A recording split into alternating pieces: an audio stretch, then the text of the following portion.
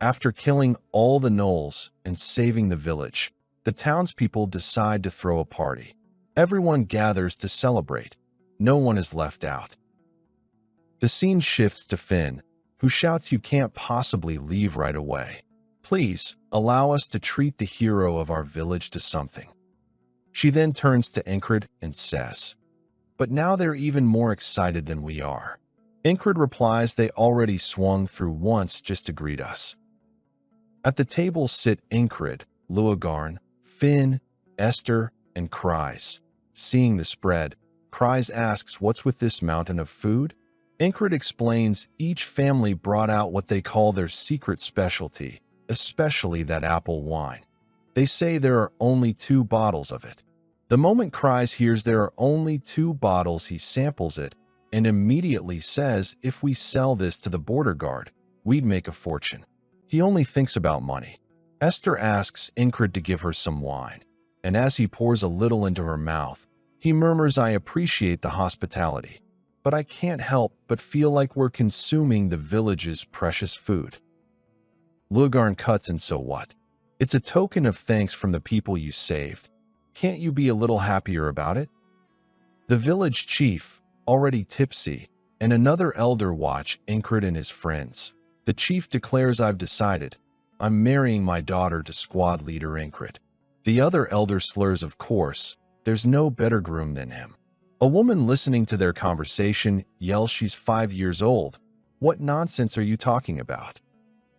An enthusiastic child shouts, "I'll join under the hero and train." A boy sneers, "Oh, stop it. What could a runt like you possibly do?" They turn to Captain Deutsche for his opinion. "Also drunk," he says, "join under him? I like that idea." One soldier objects, "Captain, that's betrayal." Kreis tracks down the man who brewed the wine and says, "You're a master brewer, right? Let's talk business for a moment." The scene cuts to other villagers proposing, "Shall we commemorate this day every year? How about Ingrid Day?" Ingrid hears, smiles, and says that sounds good. It's a fine sight. Ingrid reflects on the battle and thinks to himself, the past 4 days, while deceiving the cultist and fighting the gnolls, I felt it myself, that my strength had surpassed its previous limits, and I realized even more clearly that without will it's still unstable power. I filled the gap with techniques like Heart of Great Strength, but still. At that moment, Luagarn asks, "How does one obtain will? Aren't you curious?" Ingrid answers, "Didn't you say I would know when the time comes?" Luagarn replies, "I did. However, seeing you now, it feels like that time isn't far off." Luagarn explains Junior Knight's channel will into 1 or 2 specific movements, activating it at will in those actions. Ingrid adds, like Junior Knight, Aegia's intimidation, which carries will in her presence, or infusing will into the legs to gain explosive speed. Luagarn clarifies those are examples of will activated in specific actions. That's what it means to be a Junior Knight. Using will in limited motions, a knight goes further, freely using will at any moment, becoming a being of near superhuman power. Even those who can use will partially often fail to become knights. No, almost all of them do. He asks, "Even so, do you still think you can become a knight?" Ingrid replies, a dream I've held on to for a long time." Luagarn studies him. Ingrid declares, "I will become a knight." Luagarn, thinking to herself, notes he speaks as if indifferent, but I can feel the blazing flame he holds in his heart, a great passion that captivates those around him. She then tells him, "Once I leave this village, I must return to my original duties. For a frog, there is a covenant that must take priority over desire. I can't be away any longer." Ingrid says, "So this is goodbye? You stayed longer than I expected." Luagarn snaps, "You, stop speaking formally to me." Ingrid, surprised, replies, "I don't mind, but why all of a sudden?" Luagarn says, "I don't like being treated formally by someone I'm giving my heart to. If you become a knight, I'll fall for you." Ingrid explains to a frog, spiritual love is separate from reproduction. It is a love that conveys deep feelings. Even if the one they share spiritual love with has another lover, it does not matter. They may even reveal themselves and ask for understanding. For a human to receive a frog's love is extremely rare and special. Ingrid replies, "Do as you like." Luagarn, to herself, wonders, "I wonder if you even understand the weight of that. Even that attitude of yours. It's becoming a problem how much I like it." She smiles. The next day, on a sunny morning, Viscount Venture's forces arrive, and their commander asks, "Is this really the village? The one that sent urgent word about being surrounded by a massive gnoll colony?" The villagers start digging pits to bury the gnolls, whispering among themselves, "Bang, boom." They say he cut down 500 alone. Another says, "We shall name the wall Encrit." The head of the guards yells to everyone, "The blood and flesh of monsters make great fertilizer. We've buried almost all of them. Just a little more effort." The commander of Viscount Venture's forces wonders aloud, "Wasn't there supposed to be a colony attack?" One soldier adds, "Instead of an attack, it looks like they're farming monsters."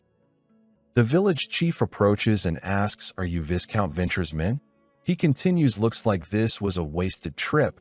The colony has already been dealt with." The commander asks, "How was it resolved?" The chief replies, "It was an unprecedented colony of 1,000, gathered through cultist interference. We thought we were doomed, but an incredible hero cut down 500 alone, defeated the cultist, and protected the village." A soldier asks, "That hero, you mean Encrit singing over there? Is he some legendary free knight or the mercenary king?" The chief answers, "No, he's a former border guard squad leader." The soldiers are surprised that he's only a squad leader. The commander says, "I'd like to meet that squad leader," but the chief replies he's already left. He said resolving the colony was his mission and left without hesitation. Hearing he won't meet Encrit, the commander decides to turn back. As they march away, one soldier asks, "Captain Deutsche, do you think that's true that he cut down 500 alone?" The captain answers, "Obviously it's exaggerated." He adds, "The only ones testifying to Encrit's exploits are the villagers. But when people are driven to the brink, memories tend to blur.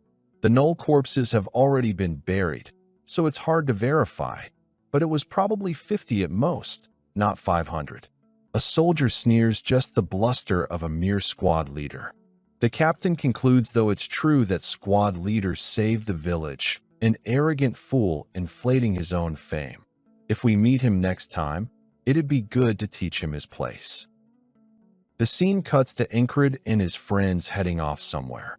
Cries has what looks like a treasure map and shouts, "All our hardship is about to pay off." Finn says, "Now that we've come this far, I'm curious what the treasure actually is." Encrit asks, "Is Luagarn parting ways here?" She answers, "Who knows? Since I decided to leave, there's no reason to linger, but I helped interpret the map, so I might as well see how it ends before leaving." Cries is happy until she says she might stay. His face falls, and, scornful, he mutters, "I thought we'd have fewer mouths to split the treasure with." Finn snaps, "What's wrong with your personality?" Luagarn warns, "You said the treasure's location is about a day's walk from the village? Even if time has rusted the traps, it'll be annoying if any still work." Cries retorts, "This is why rookie treasure hunters are like this." Encrit says, "Aren't you a rookie too?" Cries cuts him off, "Enough. Just trust me and follow. I'll show you what real skill looks like." Luagarn warns, "You said the treasure's location is about a day's walk from the village? Even if time has rusted the traps, it'll be annoying if any still work." Cries retorts, "This is why rookie treasure hunters are like this." Encrit says, "Aren't you a rookie too?" Cries cuts him off, "Enough. Just trust me and follow. I'll show you what real skill looks like." The five set off following the map in Cries' hand. Cries explains that it has been 100 years since Dolph's treasure dungeon was made, and for 100 years treasure hunters have been after it. Cries says excitedly that they want to get treasure more easily, that they want to get rich without effort. Encrit tells him that's pretty materialistic.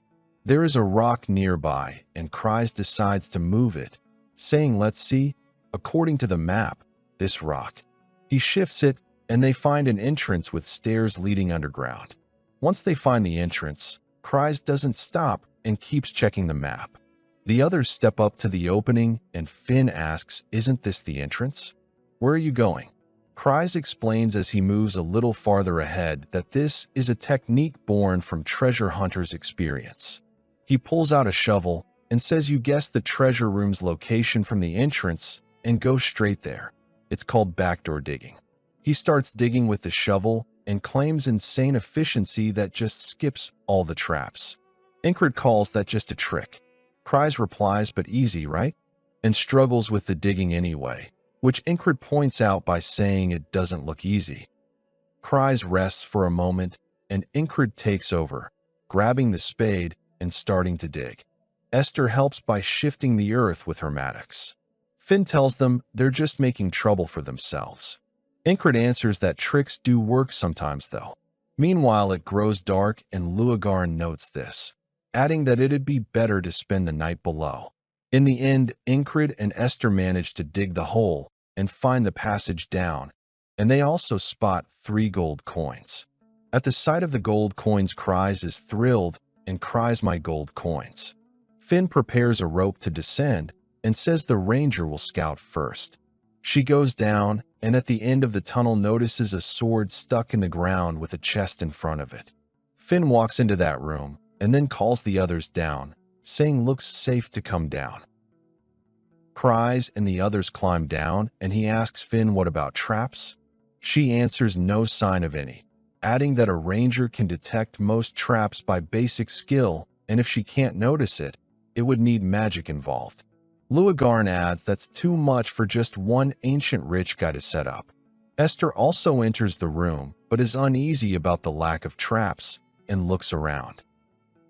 Hearing Finn's explanation, Cries rushes to the chest and, as he begins to pry it open, says, "If there are no traps, I won't hold back." Ingrid sees him straining to force the chest and tells him, "You already have plenty of krona. You're collecting like crazy." Cries snaps that Ingrid doesn't get it.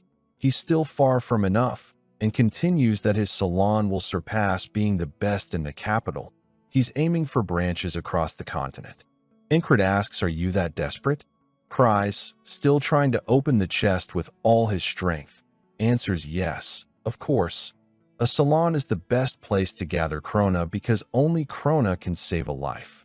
Meanwhile, Esther is observing the place and thinks something strange. She senses a faint smell.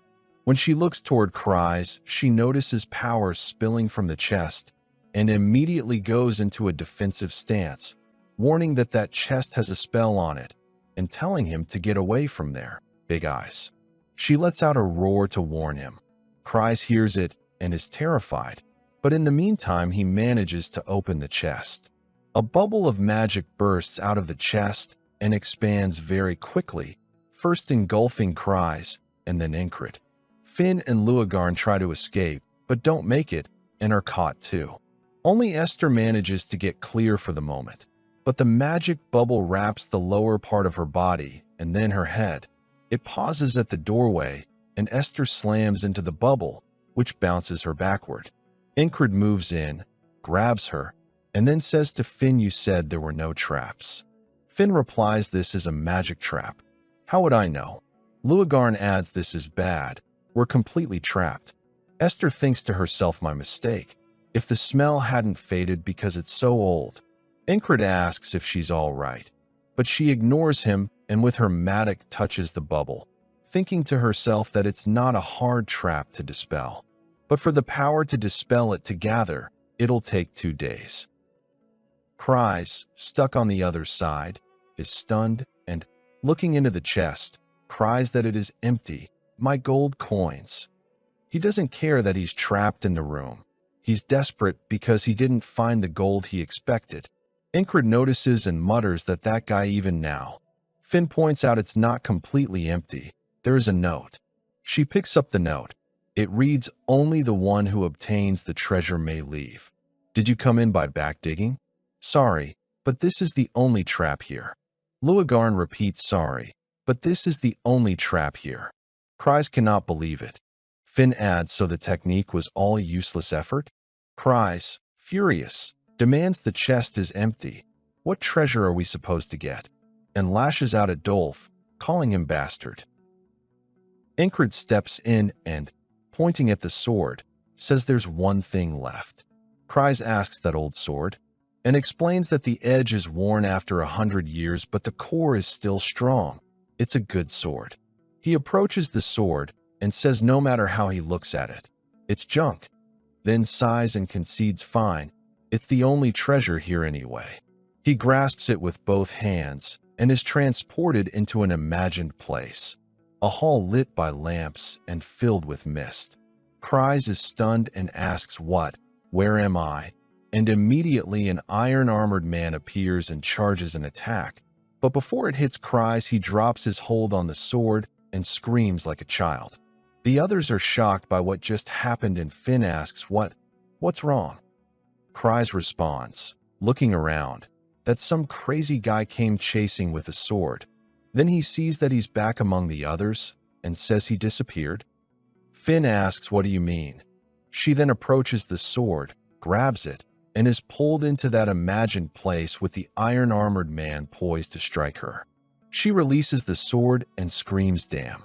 Crazy bastard. Cries tells her, see, I was right. At that point, Luagarn steps forward and says, here, I'll try holding it. She approaches, grabs it, and immediately releases her grip in surprise as well.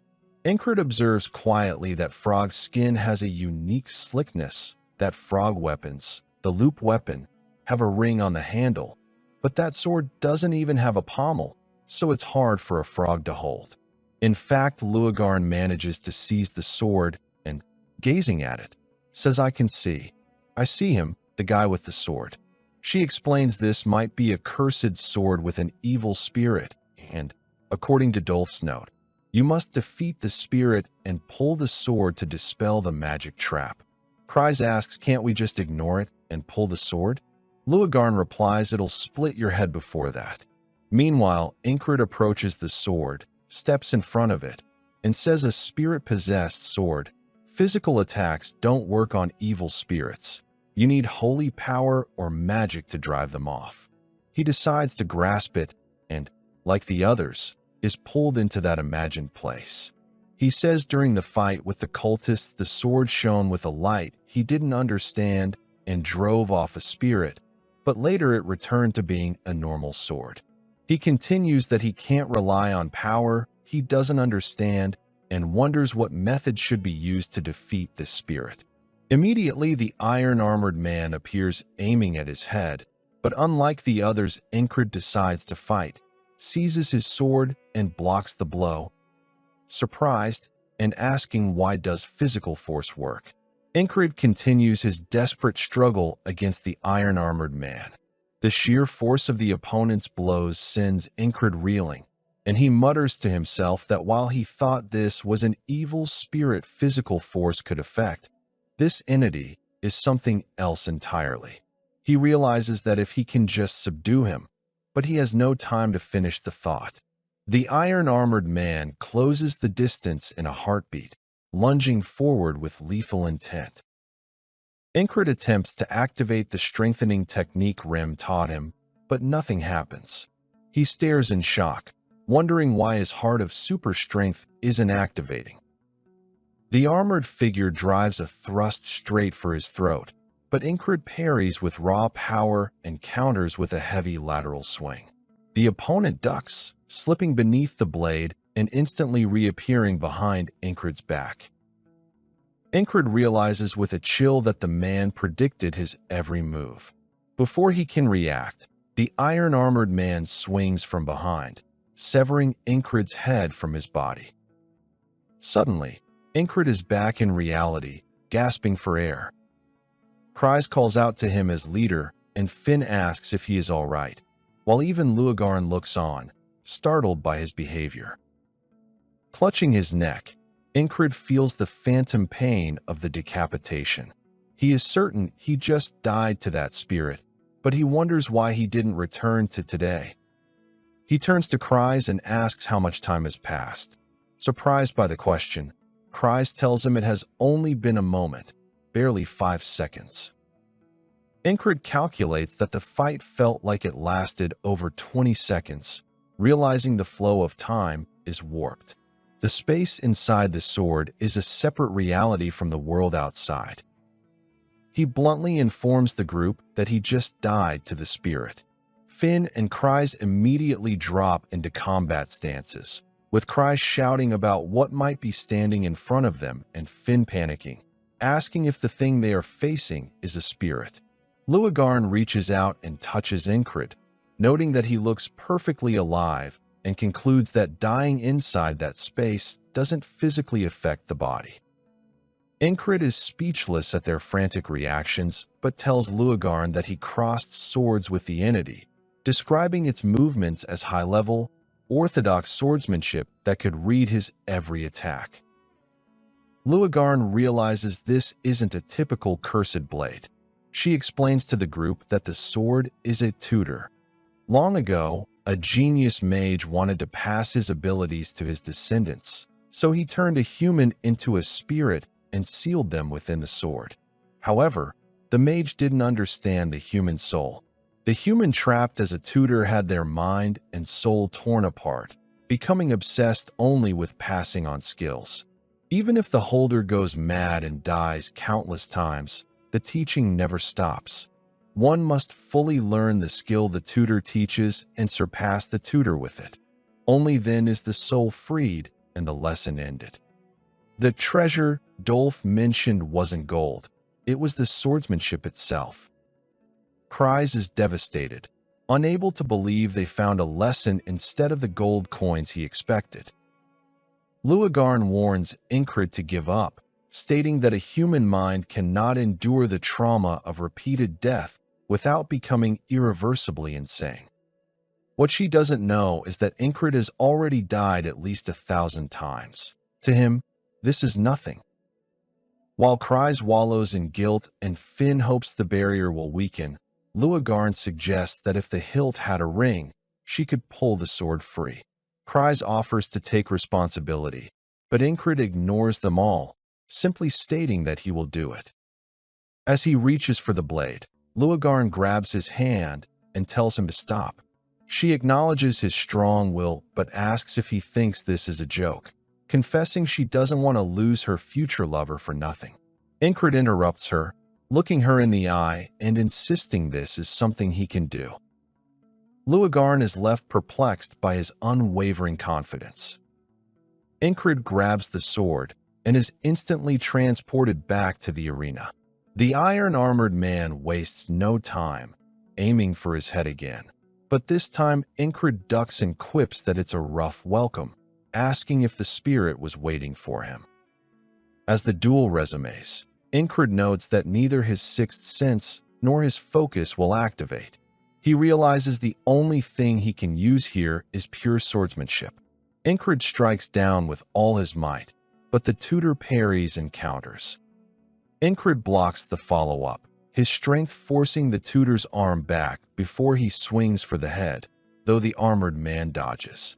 Incred keeps up the pressure, realizing that even if he dies, he wakes up in reality without the need to repeat today to pass time. It is a perfect training ground for endless retries. The iron-armored man catches him with an upward slash, slicing off Incred's left ear. Despite the wound, Incred smiles, finding the process incredibly efficient. He tells himself that nothing is easier for him than dying over and over, calling the tutor the perfect tool before lunging back into the fray. Outside, Luagarn calls him a fool, noting that even priests of the god of endurance fail this test 9 times out of 10. Finn suggests he might be trying to protect their minds by taking the burden alone. At that moment, Incred loses his grip on the sword, signaling another death. He clutches his right arm in the real world, shouting about the amazing strike that just cut his arm off. He begins to mimic the tutor's movement, realizing the spirit moved in a way that was slightly different from his own technique. His companions watch in stunned silence as Incred decides to try again immediately. He reaches for the sword, claiming he's starting to get the hang of it. A speechless Cries points at him and looks at Finn, who admits she was mistaken about his limits. Cries reminds them that their squad is called the Madmen, and Finn suggests Ingrid might already be so crazy that he can't get any worse. Cries suggests they might as well eat dinner while he continues. Luagarn still struggles to understand, asking if it doesn't hurt and noting that with his talent, he'll have to die countless times. Ingrid looks at her with eyes full of life, replying that since it isn't a real death, the pain doesn't matter. Luagarn is shaken, wondering if he actually enjoys the pain. Ingrid explains that no matter the agony, he will learn everything he can, because that is how a dull person moves forward. Luagarn sighs, calling him an uncontrollable madman, but steps forward to correct his form. She shows him how to position his foot further forward for the move he's trying. When Ingrid compliments her teaching, she explains that as a scholar, researching and passing on swordsmanship is her role. She tells him that while her oath prevents her from teaching new techniques, she can supplement his training to help him surpass the tutor's orthodox style. Ingrid is overjoyed by the offer. The day passes as the setting sun gives way to the night, yet they remain trapped inside. Finn and Cries have fallen asleep, but Esther begins to circulate her energy. She notices that the forces are gathering faster than expected. At this level, she realizes she should be able to break this trap. She is confident she can shatter it, but her gaze shifts toward Ingrid. He is currently training under Luagarn to defeat the iron-armored man and break the enchantment. In reality, Ingrid's true goal is simply to become much stronger. He views this life-or-death struggle merely as a training session. Luagarn corrects Ingrid's posture, telling him that his movement isn't right and that he needs to raise his arm higher. She asks if he understands. Ingrid is genuinely happy to receive her teaching and asks her to show him once more. Watching him, Esther wonders to herself why this individual is so excited. She questions if breaking the trap now would be a hindrance or not. For the moment, she decides to do nothing, choosing instead to wait and see what Ingrid can achieve. Observing his technique, Luagarn points out that his swordsmanship is primarily based on the medium sword style he learned from that blonde boy, Ragna. She continues, mentioning that whether it is Yung Jung or any other technique, but Ingrid interrupts her. He argues that all sword techniques ultimately stem from a single origin, so it is better to master them all uniformly. Luagarn agrees. She explains that while the heavy sword technique relies on moving with firmness and weight, the core of the straight sword technique is reading the moves. To read the opponent's actions and trap them within your own is the heart of the straight sword. You must predict and respond. She tells him to acquire enough experience to understand everything about his opponent. When he is able to perfectly reproduce the movements of the iron-armored man, he will finally surpass him. Ingrid heads toward the sword and grips it, instantly transported into the imaginary world. The iron-armored man charges at full speed. Ingrid draws his sword and parries a powerful blow, but the opponent immediately prepares an overhead strike. Ingrid thinks to himself that it is a diagonal slash from bottom to top. He realizes that if he increases the distance now, he will be dragged into the man's rhythm until the next move. Instead, he decides to move in close, reasoning that if he slips inside, he can block the path of the blade. However, the iron-armored man anticipates this. Instead of striking diagonally, he brings the blade straight down with all his might, catching Ingrid off guard and killing him. Back in the real world, Luagarn explains that the attempt was good, but trying to block was too defensive a response. Ingrid decides to try again. He grabs the sword and returns to the imaginary world, remembering Luagarn's words. She told him to do the same thing and slip inside, but instead of blocking, to aim for the ankles. He moves to strike the ankles, but the iron-armored man leaps into the air, dodging the blade. Ingrid thinks he has him, noting that the man's posture is broken and the rhythm is now his. He charges a strike, but the iron-armored man also charges his own, and with a powerful blow, he cleanly takes Incred's head off. Back in reality, Incred explains to Luagarn how he was killed by a horizontal slash. Luagarn analyzes the move, noting that the iron-armored man is quick to respond to variables, possessing an impeccable and clean straight sword technique. Incred grips the sword again. Once inside, the iron-armored man is ready, charging from behind. Incred spins around, sees the blade aiming for his head, and dodges. He finds himself with his back to the wall as he draws his sword.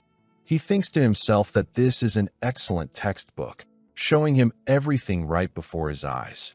The iron-armored man charges without wasting a second, and Incred recalls Luagarn's words about having a master who explains things well.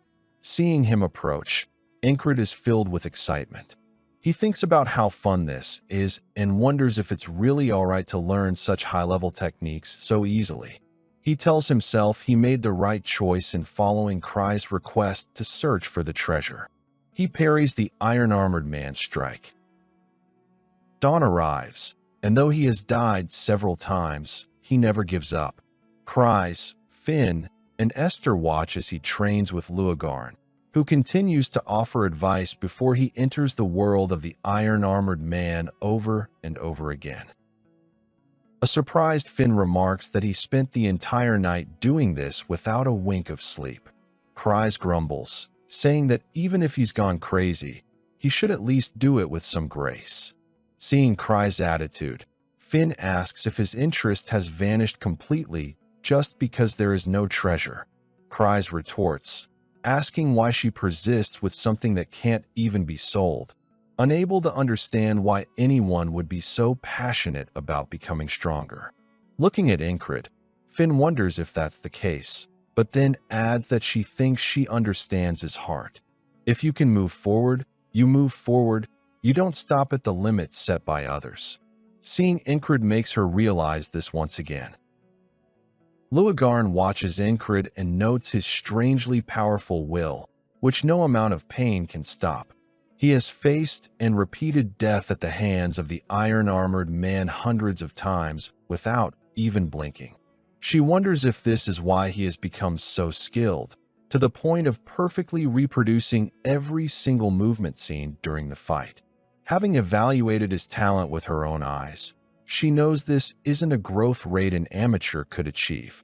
She is stunned, wondering what he truly is. Meanwhile, Incred reflects on his past. When he was refining his evasion against the Nolt, there wasn't even time to process things mentally. He could only memorize through his body's collisions. After using his body countless times, he naturally began to understand with his head, acquiring a way to learn techniques more easily. He realizes that mastering techniques faster and easier than others is what characterizes those with talent, something he never possessed. With a smile, he realizes that talent has finally sprouted within him.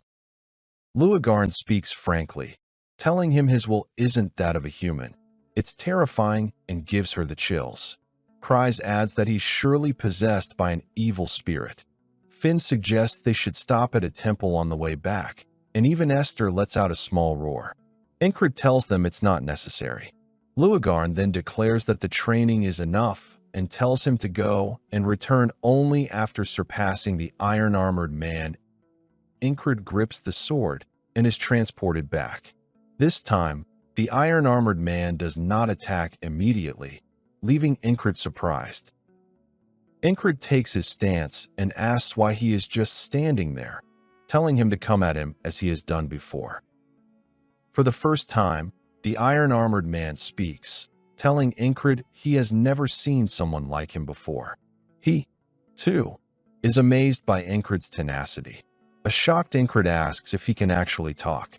The man replies that before he was a tutor, he was a human, and he acknowledges Incred's hunger for the sword. He says that this hunger has awakened his consciousness. Incred, uninterested in talk, lunges at him, and at the last second, the iron-armored man parries the blow. With excitement clear on his face, Incred tells him to stop the chatter and just fight. The man replies that before he was a tutor, he was a human, and he acknowledges Incred's hunger for the sword. He says that this hunger has awakened his consciousness.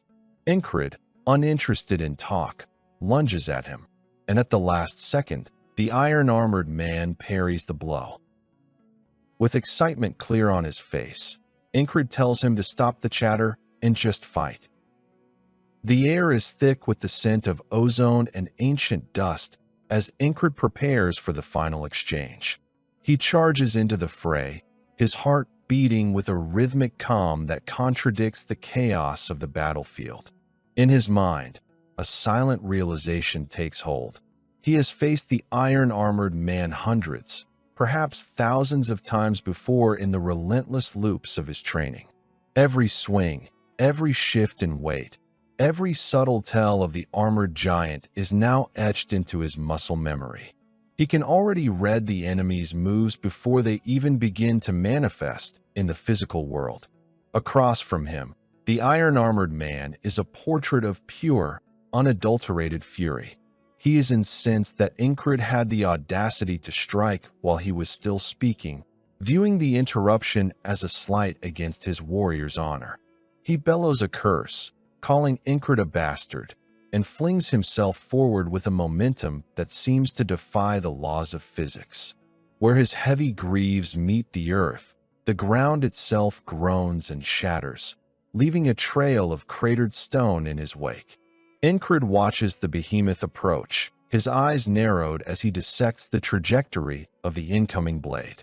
From his current stance, it initially looks like a direct thrust to the heart, a killing blow meant to end the struggle instantly.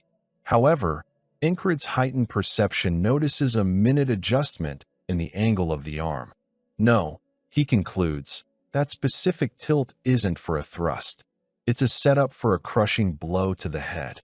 Just as Incred anticipates, the iron-armored man redirects his massive sword at the very last microsecond, pivoting the weight of the steel toward Incred's skull. But the trap has already failed. Having predicted the maneuver, Incred is already in position. He brings his own blade up in a precise arc, parrying the strike with such explosive force that the heavy weapon is sent recoiling. The iron-armored man is forced back, his balance momentarily compromised by the sheer power of Incred's defense. Seizing the moment, Incred settles into a perfect offensive posture. He speaks with a voice that is cold and certain, telling his foe that every movement he is capable of executing has become transparent. The iron-armored man is no longer a predator. He is now entirely under Incred's control. Without a moment's hesitation, Incred lunges forward, aiming directly for the iron-armored man's head. The giant's sword is still high and out of position from the previous parry, leaving his entire upper body dangerously exposed. The iron-armored man is visibly stunned by Incred's speed and tactical evolution. Internally, he screams in disbelief, unable to comprehend how his pupil has reached this level of mastery. Yet, driven by centuries of combat instinct, he manages to bring the pommel of his sword down just in time to deflect Incred's killing blow. He acknowledges Incred's growth, admitting that the boy has improved vastly since the start of their encounter. But Incred is relentless. He doesn't allow the conversation to create a lull in the violence.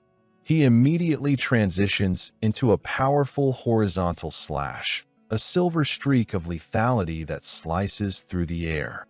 The iron-armored man meets the strike head-on, resulting in a violent clash of steel against steel.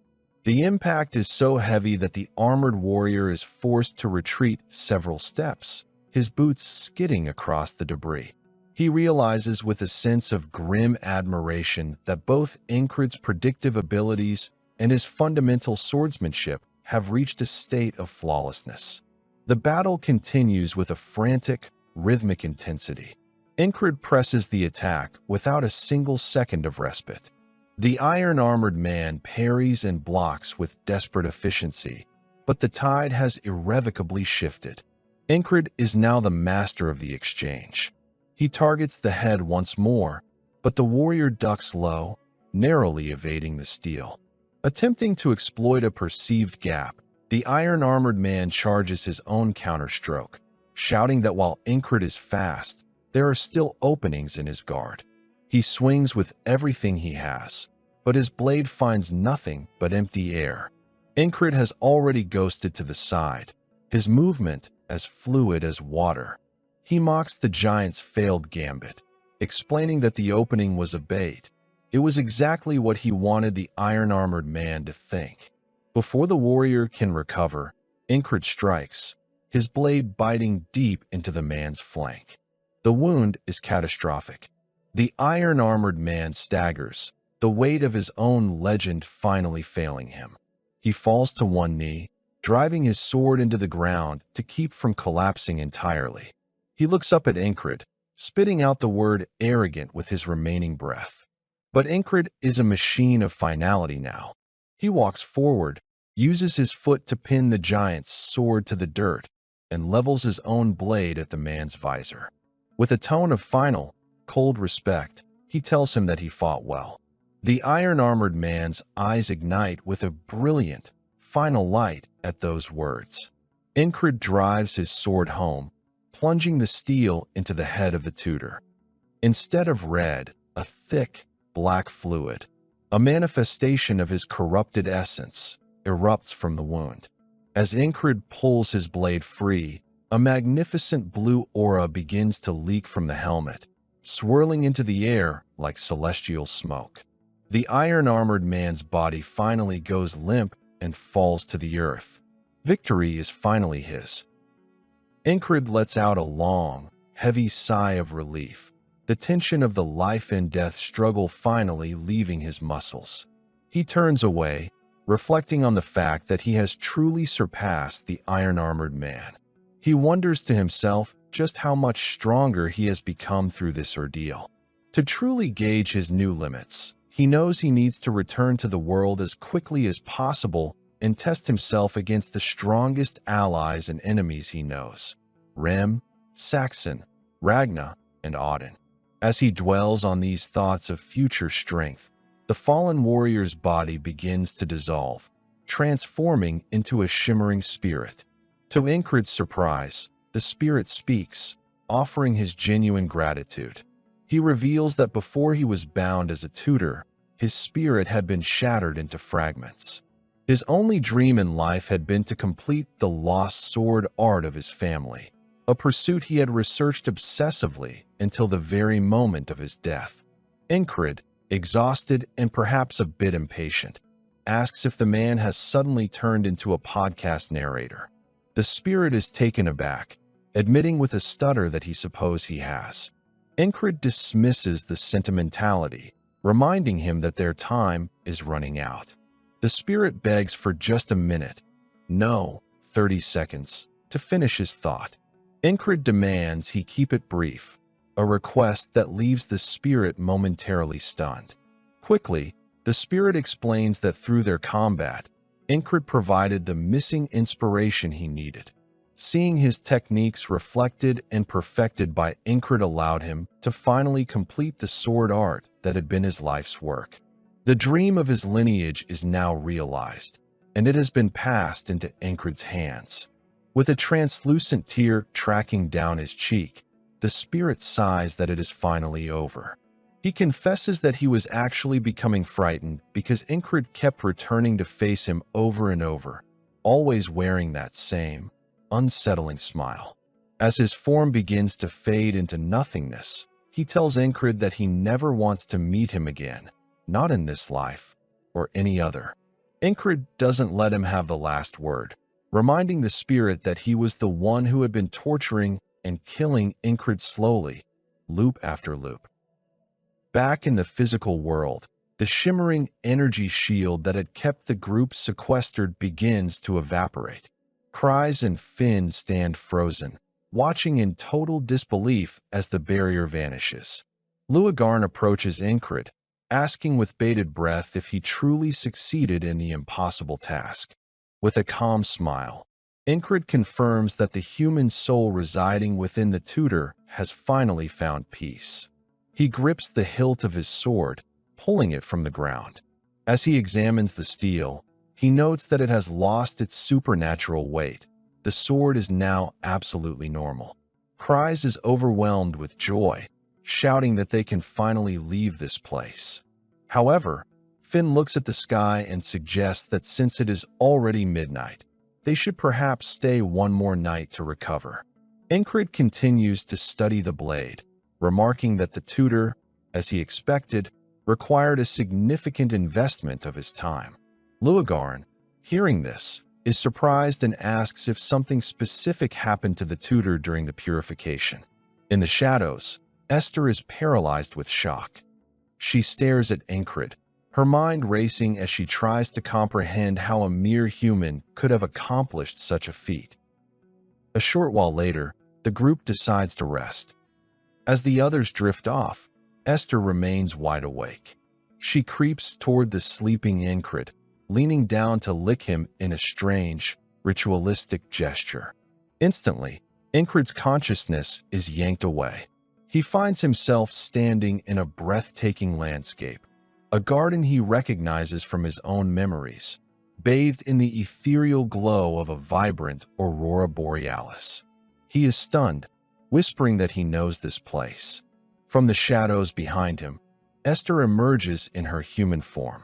She speaks with an air of profound respect, telling him that purifying a tutor through raw physical strength alone, without the aid of magic, is a feat that even the most brilliant geniuses usually fail to achieve. Incred, ever the pragmatist, asks if it is really that rare. Esther replies that he clearly doesn't understand the magnitude of his own actions. Because of his success, she was able to preserve her own fading power. Incred snaps awake in the real world. Esther is right there, inches from his face, staring deep into his eyes. Incred doesn't flinch, returning her gaze with a steady intensity of his own. When dawn finally breaks over the horizon, Incred is the first to rise.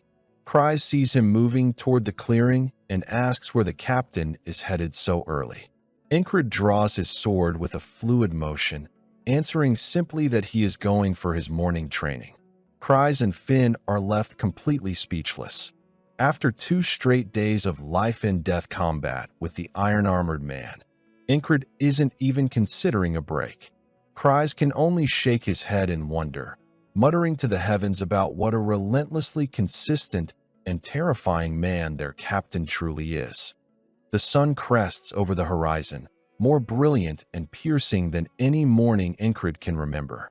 It feels like a new era, the light washing away the lingering shadows of the grueling battle against the iron-armored man. Incred stands tall, the weight of victory still fresh in his bones, and barks out a single, commanding order to his small group. "Let's move."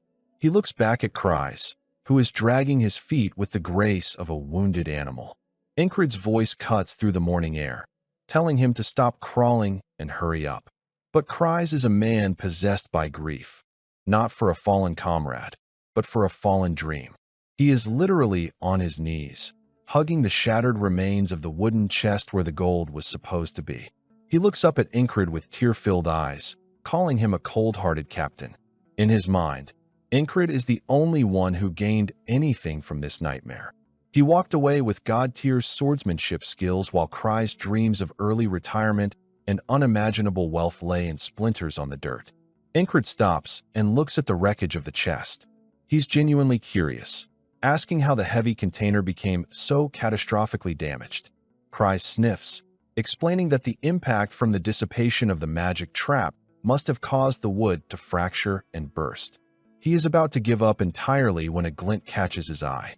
Beneath a jagged crack in the floor where the chest once sat, something flickers with an unmistakable golden hue. Cries freezes, then lunges.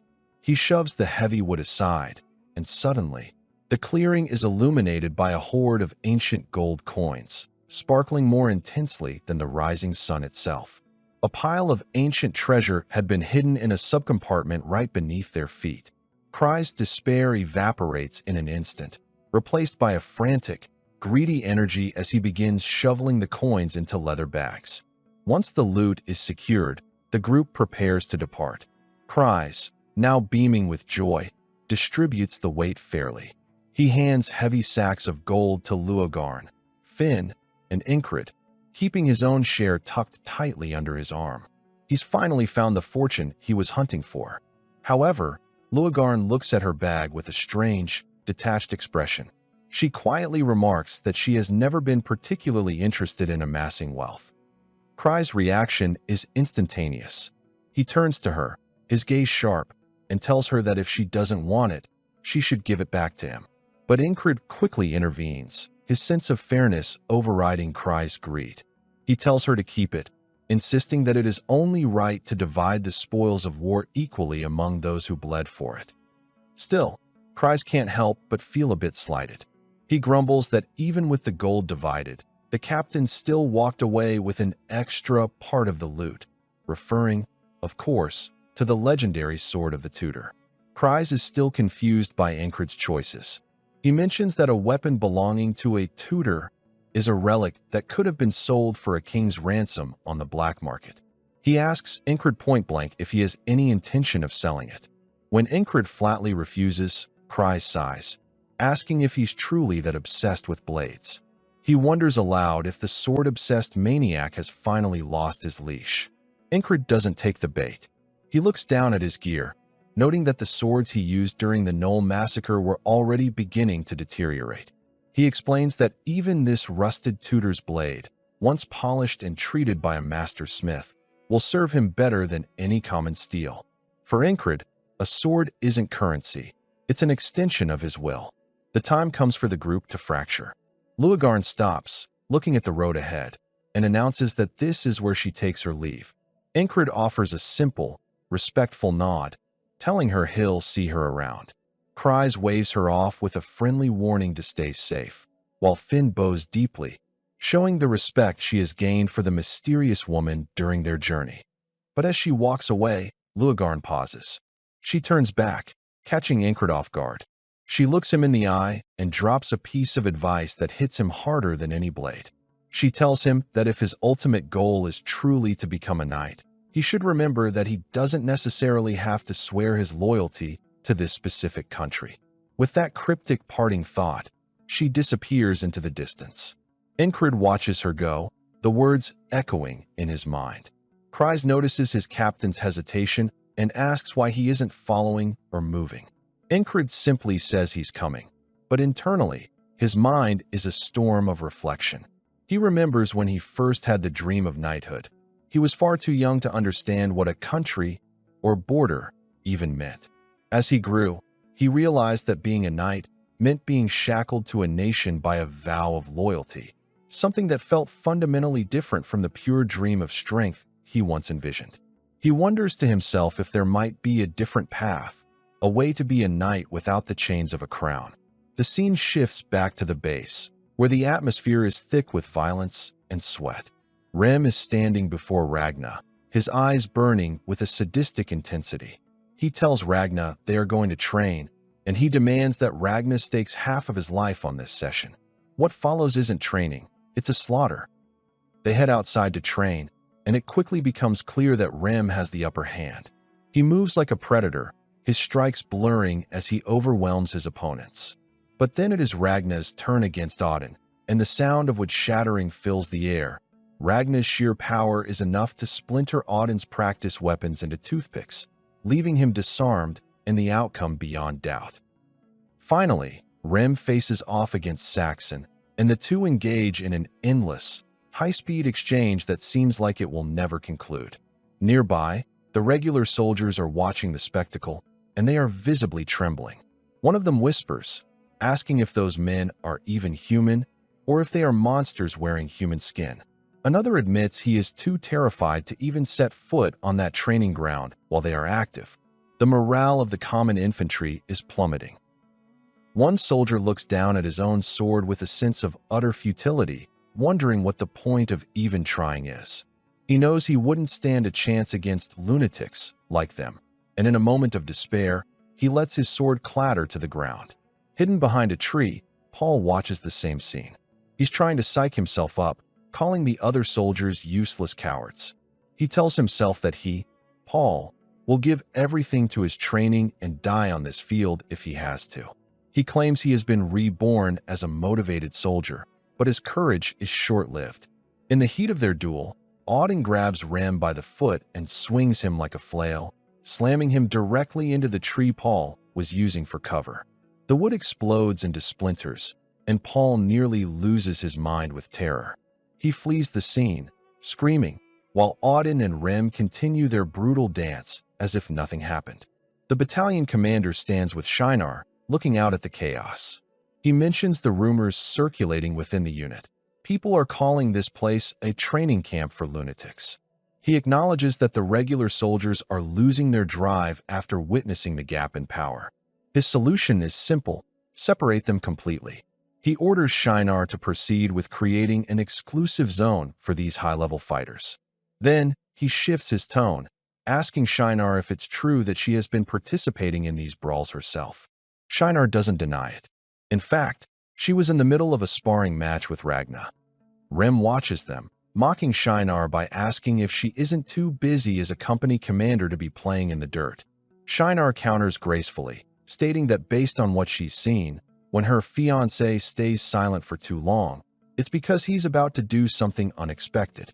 She lands a strike on Ragna, remarking that just receiving isn't the right way for lovers to interact. Auden interrupts the banter, noting that it's finally time for them to arrive. Rem's face twists into an expression of pure, manic excitement. He says he can't wait, adding a dark promise. If Incred and the others don't bring back something interesting, he's going to beat them within an inch of their lives. A short time later, Incred stands before the battalion commander. He stands at attention, reporting that the leader of the independent platoon has returned along with the other 3 members. He explains that Luagarn has returned to her place of origin. The commander nods, acknowledging that the mission was a success, but he points out a glaring issue. He has received conflicting reports. The commander looks Incred dead in the eye. He mentions that the pioneer village is hailing Incred as a godlike hero who slaughtered 1,000 gnolls and wiped out a cult. On the other hand, the commander of the Viscount Vantra's troops sent a message saying Incred shouldn't exaggerate his deeds, claiming they only fought about 50 gnolls. He asks Incred for the truth in his own words. Incred doesn't blink. He calmly tells the commander to believe whatever he wishes. Internally, he knows the truth, but he wonders what the word of a simple platoon leader is worth against a Viscount. He assumes the battalion commander is smart enough to already know the answer. The commander smiles. He likes Incred's resolve. With immediate effect, he announces that the independent platoon is being promoted to a full company. He tells Incred to continue fulfilling his duties, addressing him for the first time as company commander. Incred is stunned. He points out that they have fewer than 10 people. Forming a company with such small numbers makes no sense. The commander dismisses the logic with the authority of his rank. He is the one in charge of this city, therefore, it makes perfect sense. He tells a speechless Incred that his ultimate goal is for Incred to grow to love this city. Incred returns to the squad, where Kryze is already waiting, vibrating with excitement. He asks if the captain heard the news. They've been given an exclusive training ground all to themselves. Rem walks up and throws a heavy arm over Incred's shoulder. Incred looks at the group of misfits and lunatics and delivers the news. They are now a company. Kryze's jaw drops, but Rem couldn't care less about titles. He just wants the details of the mission, having heard they put on quite a show out there. Kryze tries to interrupt, demanding to know what he means by company, but he's ignored as Ragna chimes in. Ragna teases Incred, asking if the little commander returned with all his bones intact, calling him fragile. Incred doesn't argue. He just smiles. Rem is baffled, asking what's so funny. Incred doesn't explain that for the first time, even compared to his hometown, he feels like he's truly home. His eyes begin to glow with a familiar, competitive fire. He looks at his squad and says the only thing that matters: let's train. The complaints come immediately. Kryze groan that they haven't even unpacked their bags yet. Auden looks at Incred and notes the new confidence radiating from him. Rem, however, just laughs. That was exactly what he wanted to hear. He's dying to see just how much Incred has improved, and Incred is more than ready to show them the fruit of his labor. A heavy silence blankets the area, broken only by the wind whistling through the barracks. In the center of this arena stand two figures who embody the essence of violence. Incred tightens his grip on his hilt, his knuckles white and his breathing rhythmic. His eyes are locked on Rem, the man who has loomed over him like a titan since the day they met. Within his mind, Incred reflects on his journey, realizing that at some point, Rem became the absolute standard for his own strength. He was the mountain to climb, the wall to break. As Rem shifts his weight, questions flood Incred's consciousness. Is he still weaker than this monster? Are they finally equals? Or has the disciple surpassed the master? He needs to know exactly where he stands right now. The rest of the legendary reject squad is gathered at the edge of the field. Saxon watches with a clinical gaze. Auden stands like a statue. Ragna leans against a post with intense curiosity, and even Cries has stopped counting his coins to witness the spectacle. Rem settles into a low, predatory stance, his twin axes hanging naturally. Then, in the space between two heartbeats, Incred vanishes. He reappears above Rem, descending like a falling star with a massive overhead strike. Rem reacts with the instincts of an apex predator, crossing his axes just in time. The collision is titanic, sending a shockwave through the air and showering the ground in white-hot sparks as the blade grinds against the steel. Rem is visibly caught off guard by the ferocity of the attack. A wild, ecstatic light dances in his eyes. This is the challenge he has been starving for. He stops holding back and activates his signature technique, a physiological overclocking that forces his heart to pump blood with the intensity of a steam engine. His skin flushes red and steam rises from his shoulders as power surges through his limbs.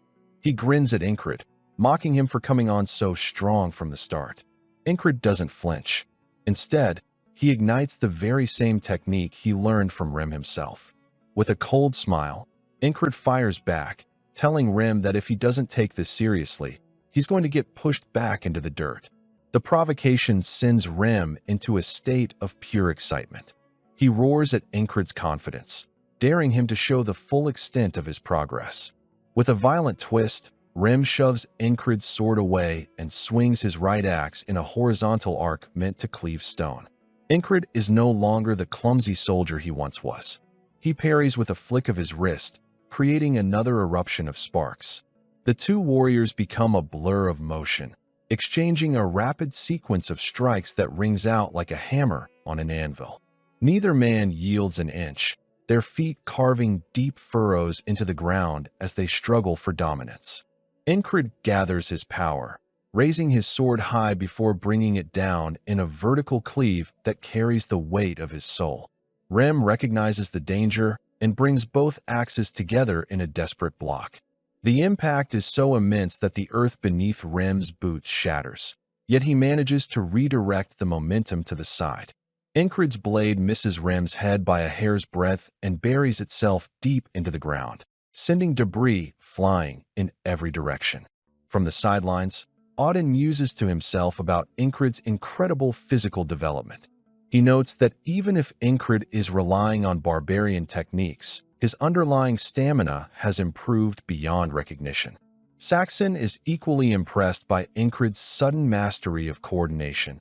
He remembers when Incred lacked any sense of dodging, and wonders when he became so proficient at dancing through the jaws of death.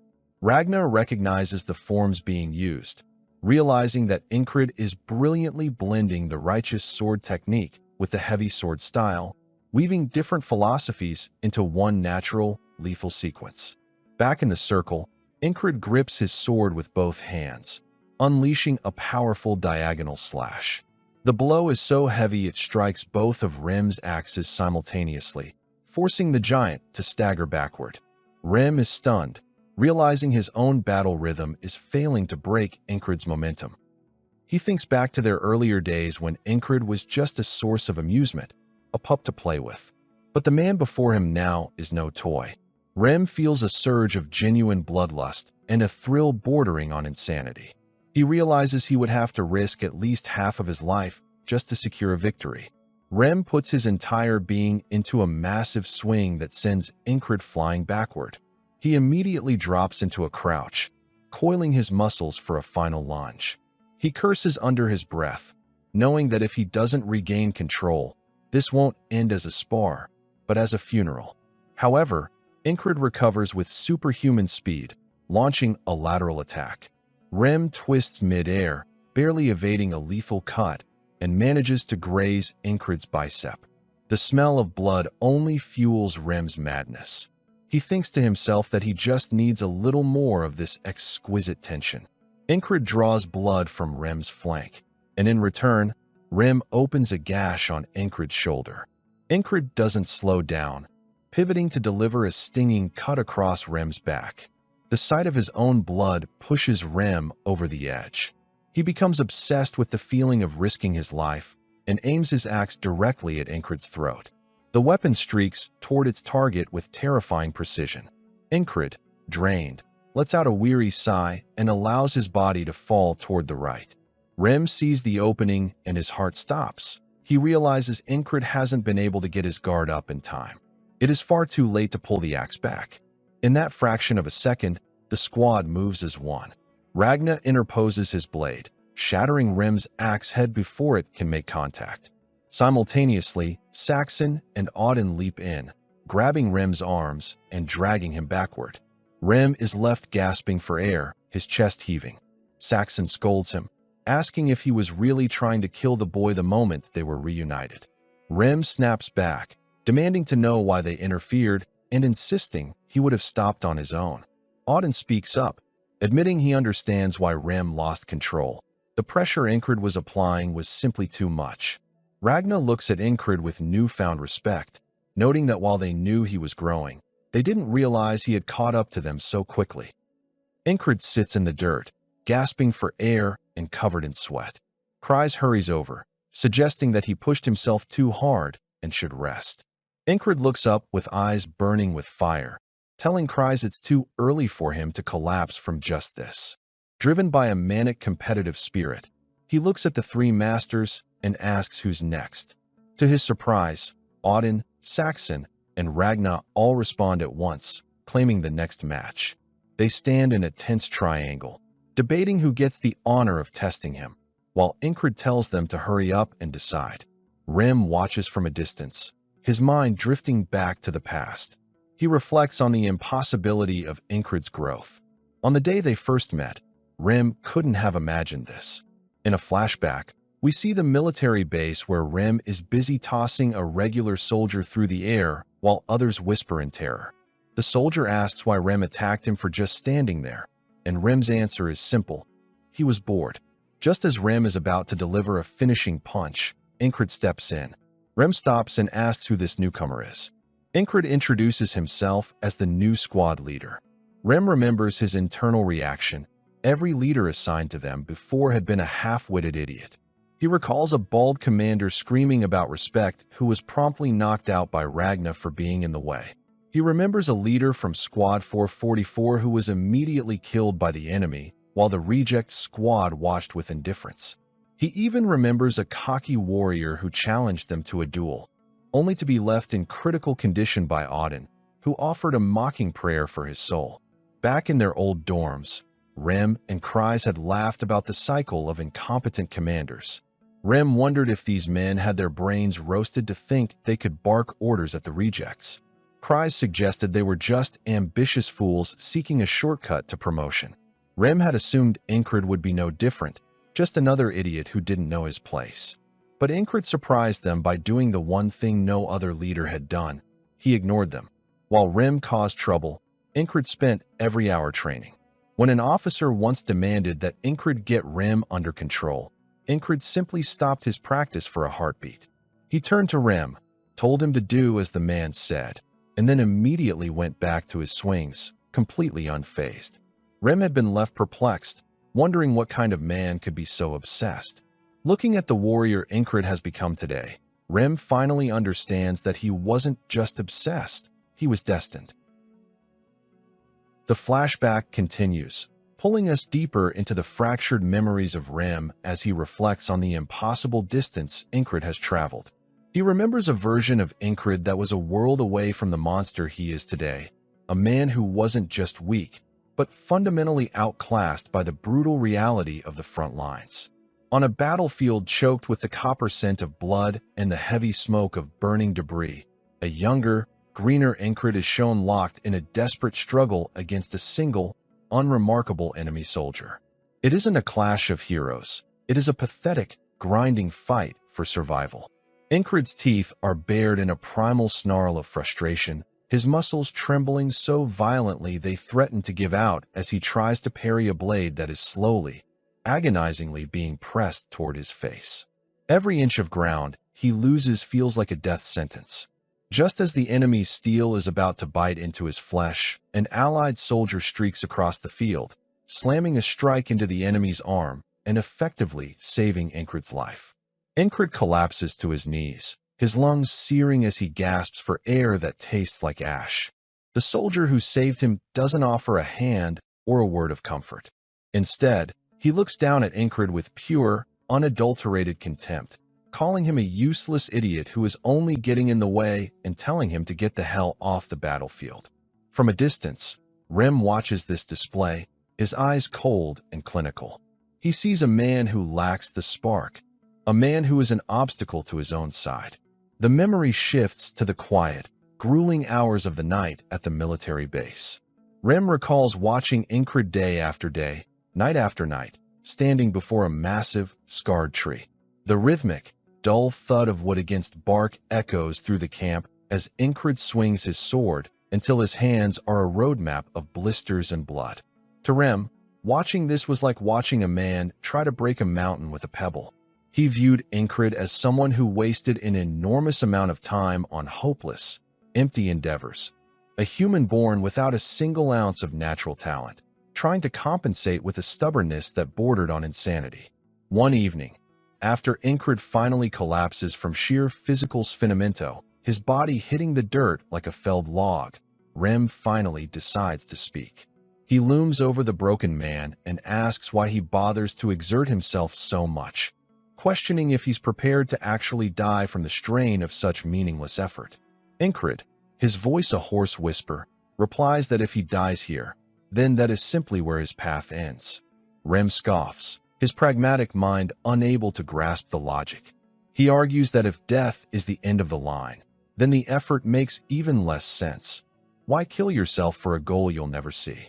But Incred looks at him with a gaze that is both hauntingly empty and terrifyingly focused, asking if a man really needs a complex reason to simply do what he can. That single moment of raw, illogical resolve sparks something within Remington. He begins to observe Incred more intensely, realizing that despite his total lack of talent, this man isn't unpleasant to be around. There is a purity to his obsession that Rem finds strangely compelling. A small, rare smile touches Rem's lips as he looks down at the soldier in the dirt.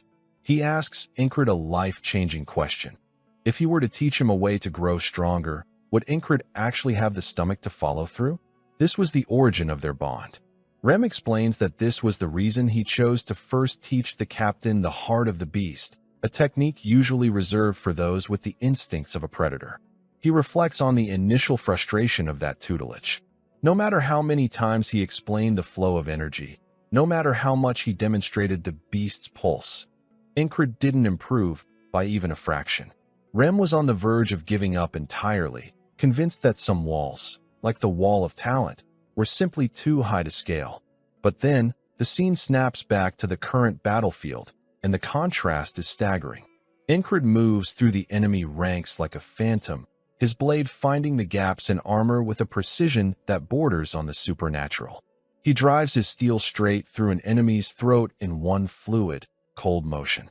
Rem, watching from the side as he decapitates another soldier with a casual, violent swing, realizes that the captain hasn't just changed, he has transcended his own nature.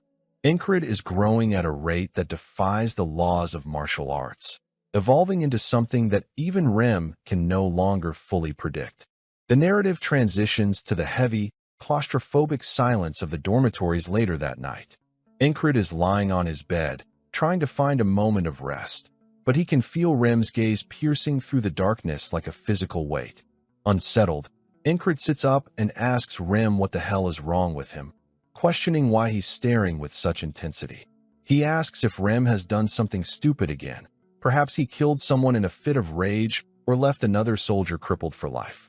Rem is genuinely surprised by the accusation, asking what kind of monster Incred thinks he is. Incred narrows his eyes in a long, silent assessment before Rem finally breaks the tension, admitting that he was simply despoticando Incred with his gaze, trying to dissect the man's progress. Incred turns back to the wall, muttering that as long as Rem hasn't caused a diplomatic incident, he doesn't care. Rem then begins to talk about his past, a subject he usually guards with lethal silence. He mentions that as a child, the very first weapon he ever touched was the spear, a gift and a lesson from his father. Incred notes that Rem was always naturally gifted with polearms, but Rem shrugs it off. He explains that for him, the weapon doesn't matter. After just a few swings of any blade or staff, he instinctively understands its weight, its balance, and its purpose. Incred asks if this is just another long-winded way to brag, but Rem tells him to shut up and just listen for once. When Rem was only 15 years old, the War of the West broke out, a catastrophic conflict that many now call the Crown War. It was a time of absolute chaos where dozens of tribes proclaimed their leaders as kings, fighting for the right to rule a desolate landscape. After years of relentless bloodshed, one tribe finally emerged victorious, but the victory was hollow. The West had been so thoroughly devastated that it was eventually annexed by the Empire just to keep the region from collapsing into total starvation. Incred is visibly stunned by this revelation. He does the math in his head. While Rem was a 15-year-old war hero, a prodigy whose name was written in blood across the Western Plains, Incred was just a nameless mercenary crawling through the mud of minor skirmishes.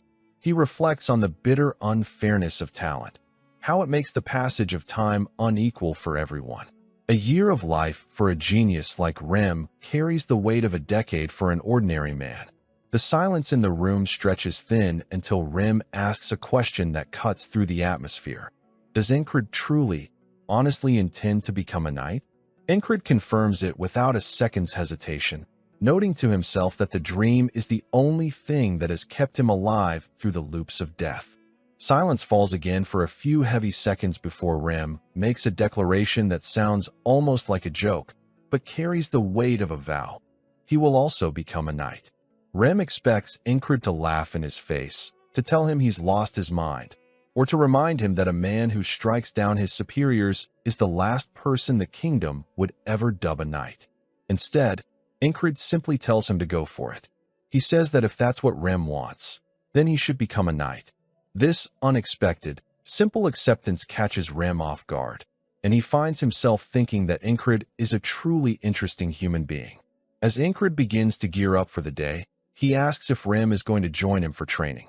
Rem scoffs at the obviousness of the question, but as they walk out, his mind remains in the West.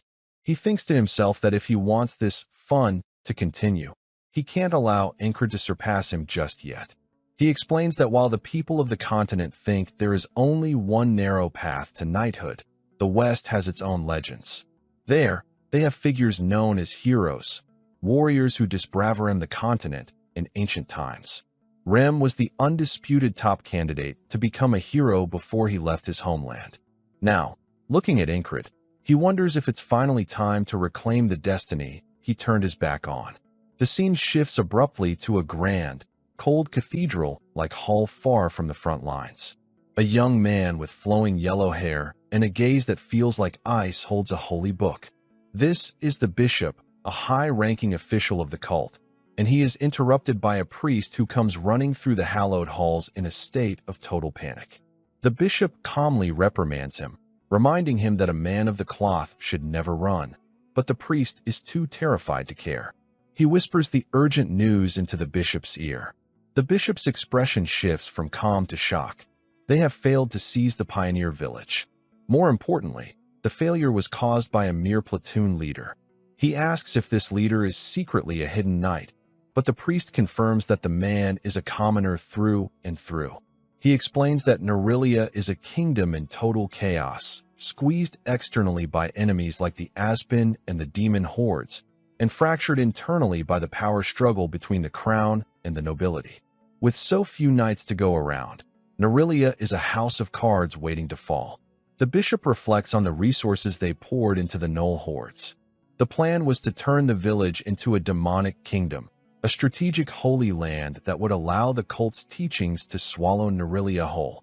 He dismisses Incred's victory as a mere fluke, a coincidence of factors that will never be repeated. However, his arrogance is tempered by a cold pragmatism.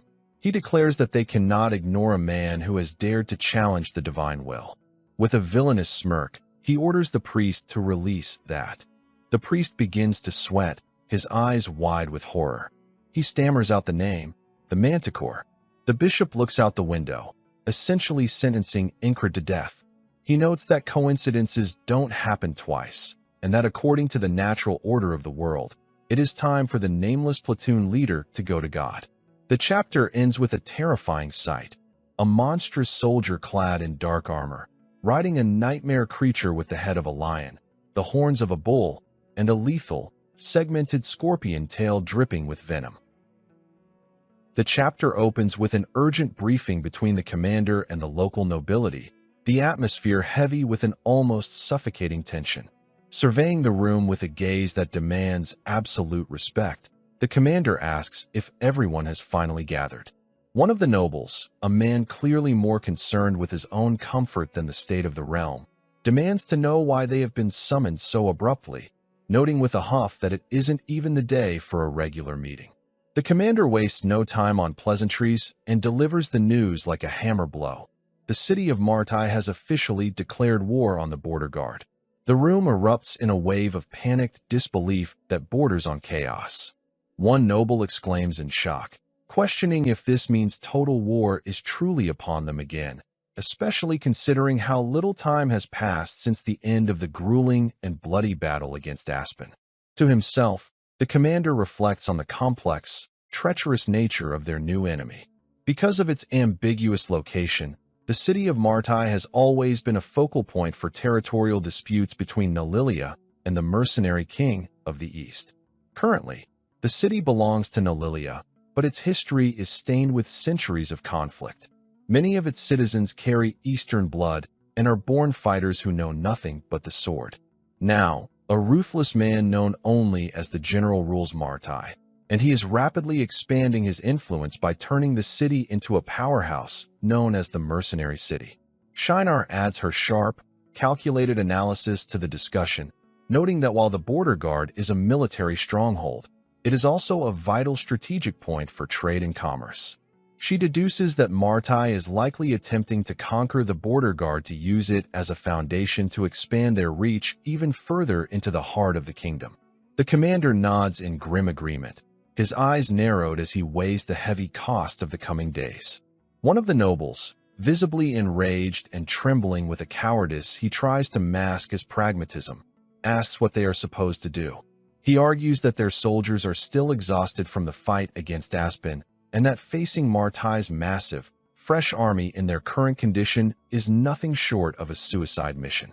One of the commander's advisors suggests requesting immediate reinforcements from neighboring regions to bolster their defenses. However, another noble scoffs with a cynical, mocking laugh, asking if they truly believe their neighbors would lift a finger to help. With a sneer, the noble points out that those regions covet this territory themselves. In fact, they are more likely to ally with Martai and divide the border guard among themselves like vultures picking at a carcass. Turning to the commander, he asks if it wouldn't be more sensible to choose a safer, more flexible path rather than trusting territories that could betray them at any moment. With a sinister, toothy grin, he proposes a dangerous alternative: an alliance with the Black Sword Bandit group. The commander observes him intensely, his silence weighing heavy on the room like a physical pressure. But before he can even draw breath to respond, the other advisors jump to their feet in pure, unadulterated outrage. They demand to know why they would ever join forces with such miserable, lawless scum who have spent years terrorizing the countryside. The noble screams back at them, his face turning a deep shade of purple, telling them to think long-term and that everything he proposes is for the ultimate survival of the border guard. The commander finally slams his glass onto the table with such terrifying force it nearly shatters, the sound echoing like a cannon shot. He shouts for silence. As the room settles into a fearful, ringing hush, he declares that the soldiers of the border guard are not weak and that they will not accept any outside help that compromises their honor. He firmly states that they will fight Martai and win with their own strength, or not at all. Baron Bancento is absolutely furious with the decision, his face twisting into a mask of pure, silent rage. One by one, the nobles file out with hushed whispers, until only the commander and Shinar remain in the quiet, dim hall. The commander remarks on how irritated the Baron seemed, noting the murderous expression on his face at the end, and joking that he thought the man might actually try to punch him right then and there. Shinar retorts that no one would be crazy enough to challenge the legendary war maniac in a fair fight. When she asks who gave him such a fearsome nickname, the commander admits with a dry smile that he gave it to himself. Shinar calls him clever, and he tells her to consider that a high compliment. The commander's expression then turns deadly serious as he mentions Baron Bancento again. The man isn't even trying to hide the fact that he is conspiring with the Black Sword, and the guard who stays constantly by his side is likely a high-level plant sent by the bandits to keep the Baron on a short leash. Shinar asks if he plans to eliminate him, but the commander explains that even if they despise the man, killing a noble in the city would be viewed as a political assassination. Since the Baron is wandering around so carelessly, they just need to wait for the perfect, untraceable opportunity to strike. A few moments later, out in the bustling city streets, Baron Bancento is in a blind, pathetic rage. He begins kicking over everything in his path, including market stalls selling fresh fish and baskets of apples, sending produce flying into the dirt. The vendors cry out in protest over their ruined livelihood, but the Baron ignores them entirely, his ego bruised and bleeding. He fumes about Marcus, grumbling that just because he is a noble, it doesn't change the fact that he is nothing more than a common dog who happened to survive on a battlefield. His guard suggests that the commander must have something he relies on to be so arrogant, and Bancento sneers that it is likely that group of lunatics, especially their leader, Incred. He calls Incred an annoying, low-born bastard and mentions rumors that the man became a company commander after killing 1,000 enemies in a pioneer village, though he dismisses it as a total lie and a cheap piece of propaganda. As he speaks, the Baron rounds a corner and slams directly into a literal wall of muscle, Incred himself. The impact sends the Baron reeling backward, the force of it bruising his face. As his guard rushes to steady him, the Baron begins to scream about which son of a bitch dared to hit him. He stops mid-sentence, his voice catching in his throat as he realizes exactly who he is looking at. Incred offers a brief, hollow apology, saying he didn't see him, and then continues on his way with a steady pace, completely ignoring the noble's existence as if he were a mere gust of wind. Bancento is left seething, calling Incred trash and wondering why Marcus would protect such an imbecile. The guard asks if that was truly the famous Incred, and the Baron confirms it, adding that if it weren't for that man, Marcus would have already folded and accepted the proposal to ally with the Black Sword. While they fume in the shadows, Incred stops to help the two vendors he passed earlier, quietly and methodically picking up the fish and apples to put them back in their place. He doesn't say a word, but his actions speak for him. From the shadows, Bancento's guard watches him with narrow eyes and asks if they shouldn't just kill the soldier and be done with it. He reminds the Baron that their ultimate goal is to conquer the entire kingdom of Nalilia, starting with the border guard, to establish the new kingdom of the Black Sword. They have no time to hesitate because of one simple soldier. A dark, predatory smile spreads across the Baron's face as an idea takes hold. He decides to contact the Black Sword immediately and orders them to send their 9 elite members, along with the monstrous mercenary they recently hired. The scene shifts to a group of hooded men standing outside the towering city walls, looking like ghosts in the moonlight. One of them looks toward the border guard, acknowledging their target with a cold nod. Another member of the Black Sword elite boasts that killing a simple soldier should be child's play for them, questioning why they even needed to call for the mercenary. This mercenary is a beast woman, and she looks incredibly formidable despite her silence, standing like a statue carved from stone. Another man explains that the noble who hired them wants to guarantee the target's death without any chance of failure. They mock the beast woman, calling her smelly and an idiot, but she is a famous warrior in the mercenary world, her white hair and glowing yellow eyes giving her an aura of raw, ancient power. Suddenly, the beast woman senses a change in the air. She catches the scent of a predator and, shocked by the sheer intensity of the smell, she draws her sword and drops into a low combat stance. The Black Sword members ask what she is doing, and she warns them that something very strong and very dangerous is approaching them right now. They all take their positions and wait, the silence of the night broken only by heavy footsteps. Emerging from the darkness is a man sent by Bishop, accompanied by a terrifying manticore held on a thick iron leash. The beast snarls at them, its breath visible in the cold air, and the Black Sword members are paralyzed with primal fear. They recognize the creature, the head of a lion, the horns of a bull, and the deadly tail of a scorpion. They are stunned that someone has managed to tame a high-level monster like a manticore. The beast tamer looks at them with a menacing, cold expression and asks who they are. When they identify themselves as the Black Sword bandits and ask for his objective, the man tells them it is none of their concern. He explains that he is there to execute someone who dared to challenge the divine will. The border guard platoon commander, Incred. Hearing the name, the Black Sword leader changes his attitude instantly.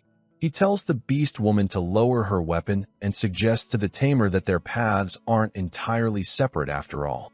Since they both need to see Incred dead, he proposes they work together to ensure a guaranteed result.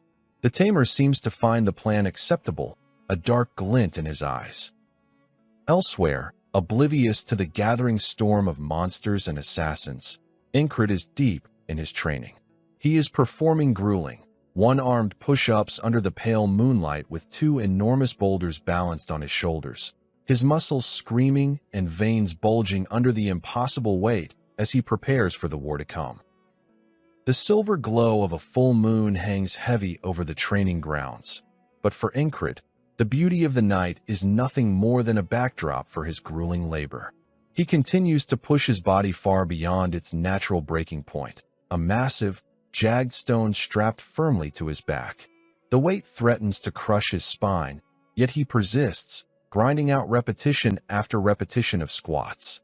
His muscles scream in protest, sweat drenching his clothes and dripping onto the dry earth, but his focus remains absolute. In the silence of the late hour, the only sound is his ragged breathing and the rhythmic thud of his feet hitting the ground. Suddenly, a voice breaks his concentration, noting how intensely he has been dedicating himself to his training as of late. Incred stops mid-squat, the heavy stone shifting on his shoulders as he turns to see Auden standing there, watching him with an unreadable expression. Auden remarks that today's work should have ended hours ago and looks at the young warrior with a mixture of respect and curiosity.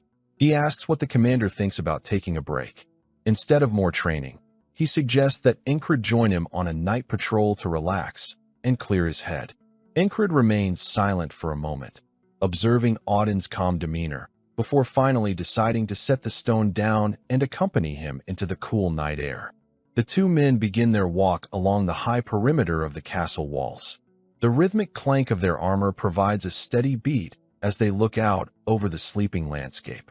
During their patrol, they encounter two other soldiers on duty. One of them visibly pales, his eyes widening in shock as he whispers under his breath, wondering what on earth the psychopath commander is doing out here at this hour.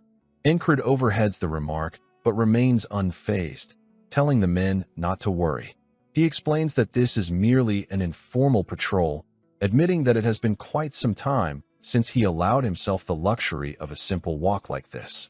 Auden chimes in, reminding Incred that he has been promoted to captain and has officially been exempted from all standard duties and manual labor. Incred shrugs, admitting that such a special treatment wasn't strictly necessary, but the commander had been adamant about the promotion. Auden doesn't let the subject drop so easily, pointing out that despite the lack of official duties, Incred is never truly resting. Every time they cross paths, whether it's dawn or the dead of night, Incred is always practicing, training, or locked in a duel. To Auden, it seems as though Incred is taking advantage of his free time more aggressively than anyone else in the company. Incred's response is cold and practical, stating simply that he cannot afford the luxury of wasting even a single second. Auden acknowledges that such diligence is a noble trait for a warrior, but he admits it is also starting to become a cause for concern. He leans on the wisdom of the scriptures, quoting that a day of constant, steady progress is far more vital than a single day of excessive overexertion. As they walk, Incred falls into deep thought. He reflects on the strange talent that has recently surfaced within his soul, a strength and intuition he never possessed in his previous lives. He feels as though he is finally following closely in the footsteps of the masters he once admired from afar. He can feel himself advancing at an unprecedented pace, his progress coming in massive, accumulated strides that should be impossible. However, deep down, a sense of urgency gnaws at him. He wonders if he has become too hurried, perhaps even arrogant, thinking he could master the complex power of the will in such a short window of time. Turning back to Auden, he gives a short nod, promising to keep those words in mind. Auden simply replies with a quiet affirmation. However, Incred can't help but point out the irony in Auden's lecture. He asks how Auden can preach about avoiding excess when he is the very same man who constantly demands that everyone push past their absolute limits during every training session. Auden doesn't miss a beat, countering that what he demands in training isn't an exaggeration. It is the baseline, the appropriate level for a soldier who wants to survive. In fact, he suggests with a sharp glint in his eye that they could probably afford to go even a little further next time. While the two discuss the philosophy of strength on the ramparts, a far more sinister scene is unfolding beneath the shadows of the outer walls. Hidden in the darkness, members of the Black Sword mercenary group and a specialized beast tamer crouch in silence. Beside them, a massive manticore, a creature of nightmare and muscle, breathes heavily in the dark. One of the mercenaries asks about the status of the assault, and another confirms they will draw the guards' attention to this specific sector first to create a diversion. Their leader barks a final order, telling the squad to prepare to link up with the spy they have already infiltrated near the main gate. The beast tamer leans down and whispers to his monstrous companion, telling the manticore to go and unleash chaos to its heart's content. The rabid beast doesn't need to be told twice. It begins to scale the vertical stone wall with terrifying agility, its claws digging deep into the masonry. On the walkway above, the patrolling guards hear a strange, scratching noise coming from below. They lean over the edge, only to find the monstrous face of the manticore staring back at them. The beast lets out a deafening, blood-curdling roar that echoes through the night air. The sheer primal terror of the sound nearly causes the two soldiers to have a heart attack. Their legs give out, and they collapse to the stone floor in a state of absolute paralysis. Both Auden and Incred hear the roar from their position and immediately spin toward the source of the noise. The manticore hauls itself over the battlements and lunges toward the two fallen soldiers, who can do nothing but tremble and weep in fear. One of them can barely find his voice, whispering a desperate plea for reinforcements. The other looks at the creature's size and power with wide, shocked eyes, realizing they are facing a high-level monster, the kind of threat that requires an entire combat company to neutralize. Just as the manticore opens its maw to devour the first soldier, a blur of movement streaks across the wall. Auden moves with a speed that defies his massive frame, appearing instantly above the beast's head. He winds up a devastating blow, channeling his immense physical power into his fists, and slams them both down directly onto the creature's skull. The force of the impact is cataclysmic, saving the two soldiers in the nick of time. The strike is so powerful that the manticore's head is driven into the stone, and it begins to bleed profusely. However, the liquid pooling on the floor isn't the standard red of a living creature. It is a dark, viscous blue. The sheer pressure of Auden's fist shatters the beast's teeth, sending fragments flying across the walkway. Auden stands over the dazed creature, noting that the oversized cat is making far too much noise for this hour. With a smile that looks more terrifying than the monster he just struck, he remarks that it is only polite to speak in a lower voice during the night. Below the walls, the remaining Black Sword members hear the impact and the cessation of the roar. They look up and are horrified to see the silhouette of a man standing over their prize beast. One of the mercenaries wonders what kind of monster they are dealing with, asking if the figure above is actually a bear in human form. He is stunned that the manticore was suppressed so effortlessly. Another mercenary near the gate shouts to the group, urging them to move before they are discovered. He screams for the gate to be opened immediately. At the main gate, two guards are standing watch, but the situation turns tragic in an instant. One of the guards draws his sword, but instead of facing the enemy outside, he turns on his partner with a dark, murderous expression. He lunges forward, driving his blade into the other soldier. The traitor is likely one of the hidden agents working for Baron Bansinto, placed there for this very moment. Incred hears the screams echoing from the direction of the gate. He stops in his tracks and turns to Auden, noting that there is clearly more than one enemy attacking the perimeter. He asks if Auden can handle the situation on the wall alone. Auden doesn't hesitate, telling the commander to go and that he will take care of the mess here. Without another word, Incred turns and sprints toward the screams, his speed so great he becomes a mere shadow flickering through the torchlight. The scene shifts back to the gate, where the wounded guard lies on the ground, clutching his stomach. He looks up at his former friend in disbelief, asking why he would do such a thing. The assailant's face remains cold as he tells his victim not to take it personally. He raises his sword again, preparing a final, lethal strike, declaring with a dark grin that the guard's death will serve as the foundation for the rise of the Black Sword. But before the blade can fall, Incred arrives. He doesn't waste time with words. Instead, he draws his assassin's daggers and hurls one with deadly precision. The blade whistles through the air and buries itself deep into the traitor's arm, the very one holding the sword. The man cries out, clutching his wounded limb and dropping his weapon. Incred ignores the traitor for a moment, moving instantly to the side of the fallen soldier to assess his condition. Inside his mind, Incred remains eerily calm. He reflects that after dying so many times in his previous loops, he has gained the ability to evaluate the severity of a wound at a single glance. He looks at the guard, who appears to be little more than a young boy, and sees the panic in his eyes as he struggles to catch his breath. After a quick scan, Incred realizes the wound isn't as fatal as it looks. He tells the boy he is stable and commands him to get up and walk to the infirmary on his own. The young soldier, delirious with pain and fear, screams back at Incred, asking how he is supposed to walk when he's just been stabbed in the stomach.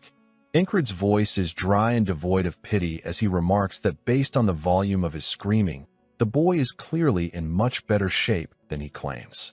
The guard groans, feeling the approach of what he thinks is death, and begs Incred to deliver his final words to his sister.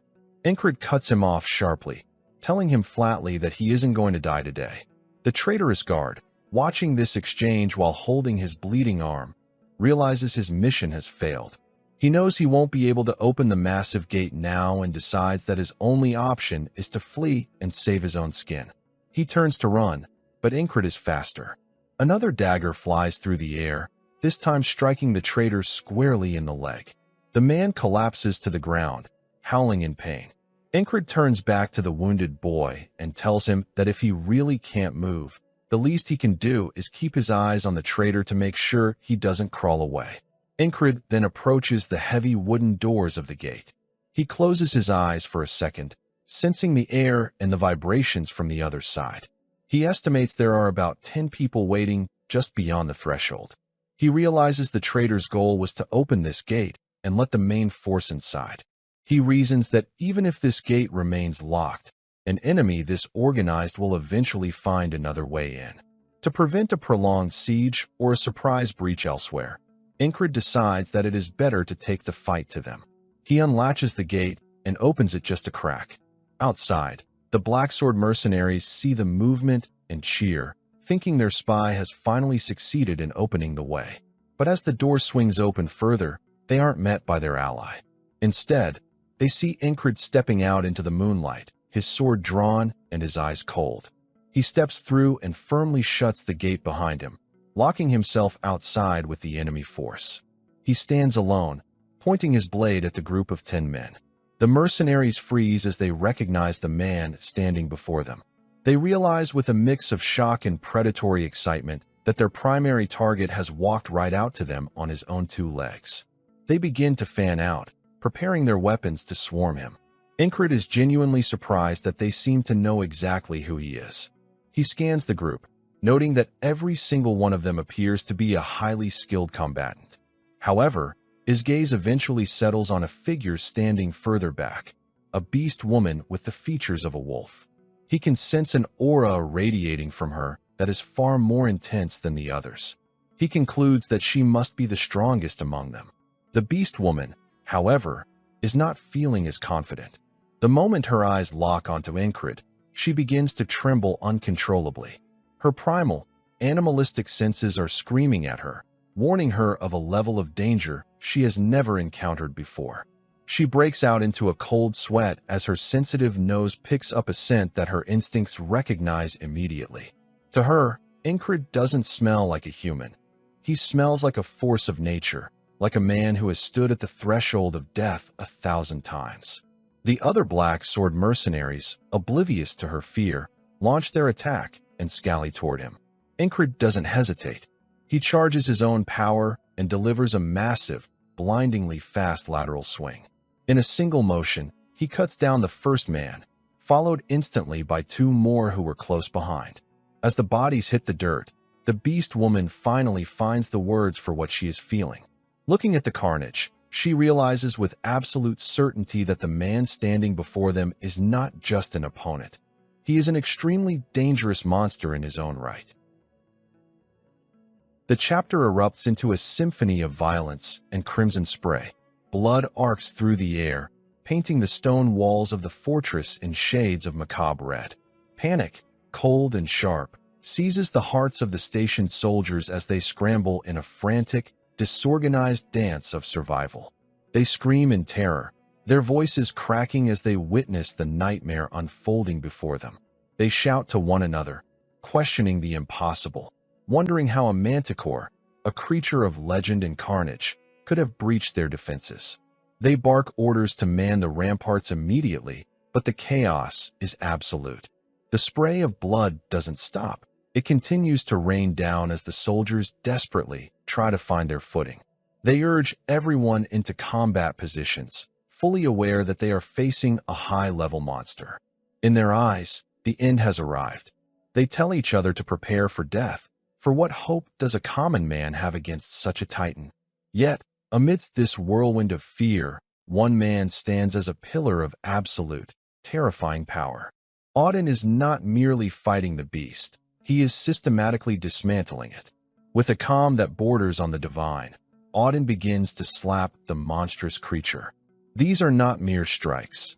They are concussive blasts of pure physical might that send the manticore reeling. He pummels the beast, slamming it into the earth with such force that the ground trembles beneath its weight. The creature bleeds profusely, its life force spilling out in jagged spurts. One final, devastating blow sends the massive beast skidding across the dirt, coming to a halt right in front of the trembling soldiers. The sight is pathetic. The manticore, once a symbol of primal dread, now has its teeth shattered and pulverized, the direct result of Auden's overwhelming physical dominance. The beast is spent, its energy drained, and its spirit broken. Nearly every bone in its skull has been fractured by Auden's relentless assault. It lies there, a heap of ruined fur and broken divinity. The soldiers, who had arrived expecting a desperate final stand, are frozen in shock. The sight of the invincible monster in such a pitiful state leaves them breathless. One soldier, still gripped by the momentum of his own fear, begins to mutter about preparing to die, only to stop mid-sentence. Another looks at the broken creature and asks, with a mix of confusion and relief, if they are still required to die today. Auden, his muscles rippling with an intensity that seems to defy the laws of nature, begins to walk toward the fallen beast. His presence is heavy, suffocating. He speaks with the gravity of a man reciting holy law, noting that the scriptures teach a vital lesson. Having a different faith and walking a wrong path are two distinct things. The manticore, driven by a final, desperate instinct for survival, forces itself up. It gathers the last remnants of its strength and lunges at Auden. Its venomous scorpion tail lashes out, a lethal barb aimed directly at Auden's heart. Auden doesn't even flinch. He catches the strike with his bare arm, the armor of his resolve far tougher than any chitin. He looks the monster in the eye and commands it to surrender itself to God and erase its sins. With a fluid, explosive motion, he delivers a brutal uppercut to the beast's mangled jaw. He continues his sermon of steel, telling the creature to seek forgiveness for a soul stained by corruption. He follows up with a crushing lateral strike to the neck, a blow that nearly severs the beast's connection to its own body. Even as it reels, the creature struggles to stay upright, a testament to its high-level vitality. Auden, however, is relentless. He bellows for the creature to implore for salvation before launching himself forward. He drives a fist deep into the manticore's stomach, the impact so profound it lifts the multi-ton creature high into the air. The soldiers can only watch, their mouths agape, as the law of gravity is seemingly rewritten by Auden's strength. The beast's flight ends abruptly and violently as it falls onto the jagged edge of a defensive tower. The stone spire pierces through its chest, pinning it like an insect in a display case, and ending its life instantly. Auden doesn't offer the carcass a second glance. He turns his back on the fallen monster and shifts his focus toward the horizon, where the true enemies linger. The soldiers, meanwhile, cautiously approach the dead manticore. They whisper in disbelief, confirming to one another that the nightmare is actually over. One of them calls out for the body to be recovered, shouting for a ladder to begin the grim task. As the dust begins to settle, Auden's expression shifts into something truly terrifying. He reflects internally on the nature of the beast he just slew. High-level monsters are not mindless animals. They possess a keen, predatory intelligence. For a manticore to launch a solo, suicidal assault on a human fortress, and to refuse to flee even when the odds turned against it, is unheard of. This wasn't the behavior of a wild animal. It was the behavior of a puppet. His eyes scan the distance, locking onto a figure hidden in the shadows, the beast tamer. When their gazes meet, the beast tamer's world collapses. Terror, cold and paralyzing, washes over him. He had watched his invincible pet be slaughtered like a common stray. Seeing the monster that is Auden looking back at him, the tamer turns and flees as fast as his legs can carry him. Auden watches the man run, his face a mask of righteous fury. He prepares to descend from the walls, his voice low and dangerous as he identifies his prey. He calls him a brother devoted to a heretical sect, a title that carries the weight of a death sentence.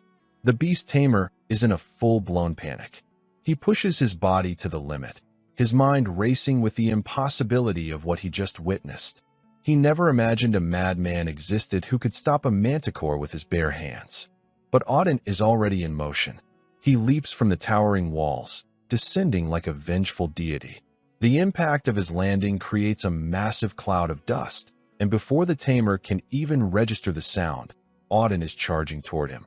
The tamer, who moments ago felt like a master of life and death, now begins to scream like a terrified child trapped in a horror film. All his bravado has vanished, replaced by the primal fear of a cornered animal. As Auden closes the gap, he reveals a piece of his darkened past. He explains that long ago, he served as a heresy inquisitor. His life was spent hunting monsters, demonic beasts, and those who dared to spread heresy. He admits that while he may no longer hold that official title, his heart remains unchanged. The beast tamer continues his desperate sprint, but Auden is a force of nature. He effortlessly pulls alongside the man, his fist already cocked back with enough power to shatter stone. He offers one final, chilling prayer: "May God have mercy." The punch connects squarely with the tamer's face, a localized explosion of force that sends the man flying for several meters. The tamer's flight ends when his head collides with the fortress wall. The impact is so catastrophic that it doesn't just crush the man's skull, it actually cracks the reinforced masonry of the wall itself. Auden stands over the ruin of his enemy, a single blow having ended the threat. Shortly after, the rest of the group arrives on the scene. Rem lets out a low whistle, clearly impressed by the carnage. He remarks that if he had known things were going to be this entertaining, he would have joined the fray sooner. He playfully accuses the big guy of being selfish for wanting to play all by himself. He is joined by Ragna, Saxon, Kreis, and Esther. Auden, cooling down from his battle trance, simply asks why they left their positions. Kreis is currently struggling with Esther, who is in her sleek panther form. He holds her in his arms, explaining that with the boss gone, Esther started throwing a tantrum and refused to go to sleep. Esther, however, is clearly not a fan of being handled. She begins to lash out, her paws raining down a barrage of scratches on Kreis' head. Kreis yelps in pain, cursing his luck and wondering aloud why the cat seems to reserve all her hatred specifically for him. Rem interrupts the bickering to ask about the location of their leader. Saxon points toward the main gate, noting that things are likely wrapping up over there as well. The scene shifts to the gate, where the air is thick with the scent of iron and death. Incred has turned the area into a graveyard, having single-handedly decimated the majority of the Black Sword mercenaries. Only two enemies remain standing: a beast woman and a trembling mercenary who can barely hold his weapon. The man is hyperventilating, cursing his luck. He had mistakenly believed Incred was just another common soldier, but the reality is far grimmer. He realizes that Incred possesses the terrifying skill level of a master knight. Incred stands amidst the fallen, his twin blades dripping with the blood of his enemies. He is untouched, his breathing steady, a silent reaper in the moonlight.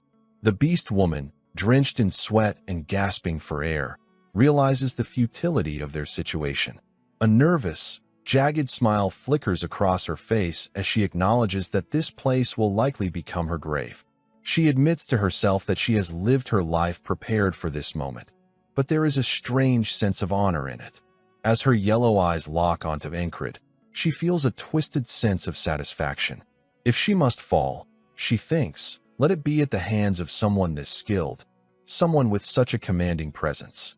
She speaks aloud, telling Incred that this is a fine place to die. The mercenary beside her is horrified, asking what kind of nonsense she's spouting.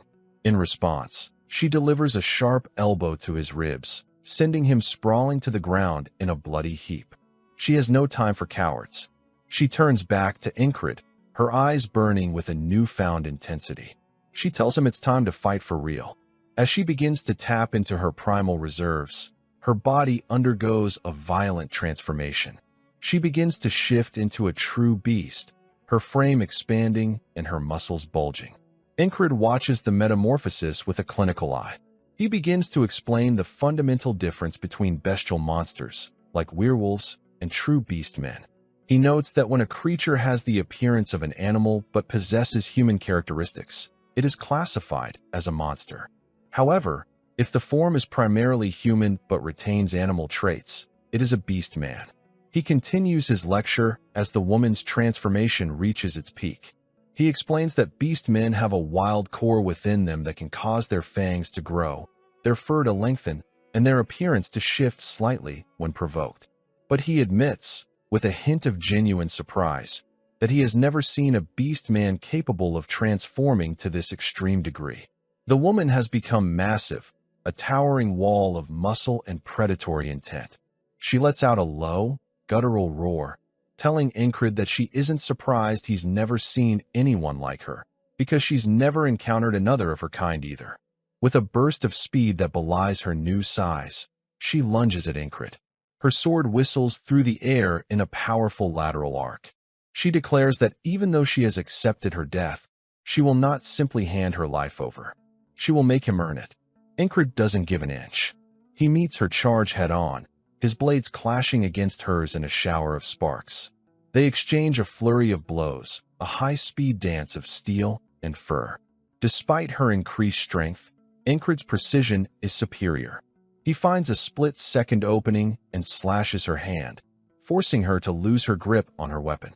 As her sword clatters to the ground, she doesn't surrender. She tenses her entire body, preparing for a final, desperate strike. Internally, her resolve is absolute. She vows to fight until the very end, determined to earn a death that is worthy of a warrior. The night air is thick with the scent of iron and damp earth as the battle reaches a fever pitch. The beast woman lunges with primal desperation, her body a blur of fur and muscle as she swings a lethal paw toward Ingrid. The razor-sharp claws find their mark, shredding the fabric of his tunic across his chest. Ingrid shifts his center of gravity at the last moment, retreating just enough that the talons only graze his skin. Without pause, the beast woman pulls back and charges a headbutt directly at his skull. The impact connects with a sickening thud that echoes through the clearing, and she lets out a triumphant, animalistic roar. Yet the roar dies in her throat. Ingrid stands perfectly still, his expression cold and his stance unwavering. Before she can process her failure, he counters with a lightning-fast knee to her solar plexus, folding her in half and stealing the breath from her lungs. As he readies his next move, he recognizes the technique she used, the mercenary sword style of Valen, specifically the move known as the headbutt. He immediately targets her head in a powerful counterattack, but she senses the danger and ducks low with animalistic grace, narrowly avoiding the lethal arc of his blade. Still crouched, she gathers the explosive power in her legs and lunges upward in a sudden vertical burst. Ingrid waits for her, his calm demeanor bordering on the supernatural. He notes the chaotic synergy of her style, refined martial techniques fused with raw, savage, beastly movements, the reckless abandon of a warrior who has already made peace with death. As she strikes, his movements are a masterpiece of efficiency. He evades by a hair's breadth and launches a punishing counter, his sword carving deep into her arm and sending a spray of crimson across the grass. The beast woman staggers, her breath ragged, pushed into a corner. In a final show of defiance, she bares her yellowed fangs and unleashes a piercing scream. Ingrid seizes the opening and delivers a crushing elbow to her chin, snapping her jaw shut and cutting off the cry mid-breath. She recoils, head spinning, stumbling backward. Ingrid presses his advantage, stepping forward as he prepares to strike again. He catches a glimpse of her eyes and is momentarily struck by the sheer desperation reflected in them. She tries one last frantic strike to keep him at bay, but he is several steps ahead. He parries her sword with a sharp metallic clang, simultaneously drawing and charging his second blade. In that moment of impending doom, the woman calls out internally to Crimheart, the sole deity of the beast men, the god who governs the cycles of past lives and the sacred act of reproduction. As Ingrid leaps toward her with a powerful overhead arc, she harnesses a burst of adrenaline, drops her center of gravity, and leaps high into the air, narrowly escaping the descending steel. In midair, she resolves that if she must fall, she will die as a warrior. Descending like a bird of prey, she aims at Ingrid's head, but he raises his shoulder and deflects the blow as if it were a nuisance. She roars again, unsheathing her claws and aiming for his face with everything she has left. Ingrid catches the strike on the edge of his blade, the steel groaning under the pressure. To her, this is no longer just a fight. It is a ritual of passage. She believes that a beast man who falls as a warrior in the eternal whirlwind of battle will be reborn to serve forever as the Sword of Crimheart. She charges again, fully prepared to meet her end in a blaze of glory. But Ingrid has no intention of granting her a warrior's death. Instead of a lethal cut, he strikes her across the temple with the heavy pommel of his sword. The impact is staggering, nearly shattering her consciousness. She falls, her weapon slipping from numb fingers as blood masks her vision. As she collapses onto the cold earth, her internal voice becomes a whisper, asking Crimheart if she is finally allowed to go to his side. Lying in the dirt, she reflects on the profound tragedy of her existence. She was an outcast, abandoned by the Beastman tribes and forced to wander the world without a home or a pack. She had tried to prove her worth through the only language the world understood, the sword, becoming a mercenary, but even that path led to nothing but failure. A single heavy tear escapes her eye, tracing a path through the grime on her face. A spark of pure malice reignites within her. She gathers her remaining strength and tries to strike Incred one last time, but he evades her with effortless grace. Her thoughts spiral into dark regret. She hasn't even known the joy of motherhood or the warmth of a family. She lunges again, her ferocity now that of a cornered, dying animal. Incred prepares a final overhead strike, his blade poised to end her suffering. But as his sword begins its descent, he stops. She has stopped fighting. The fire has left her. His blade halts a mere few centimeters from her neck, the cold steel reflecting her broken form. She falls to her knees, struggling to breathe, as Incred points his sword at her throat. Overwhelmed by the weight of her life, she begins to sob. After a long silence, Incred speaks. He asks her if she wants to live. She looks up at him, eyes red and streaming, unable to find the words. A voice cuts through the tension from behind. Rem and the rest of the squad emerge from the shadows.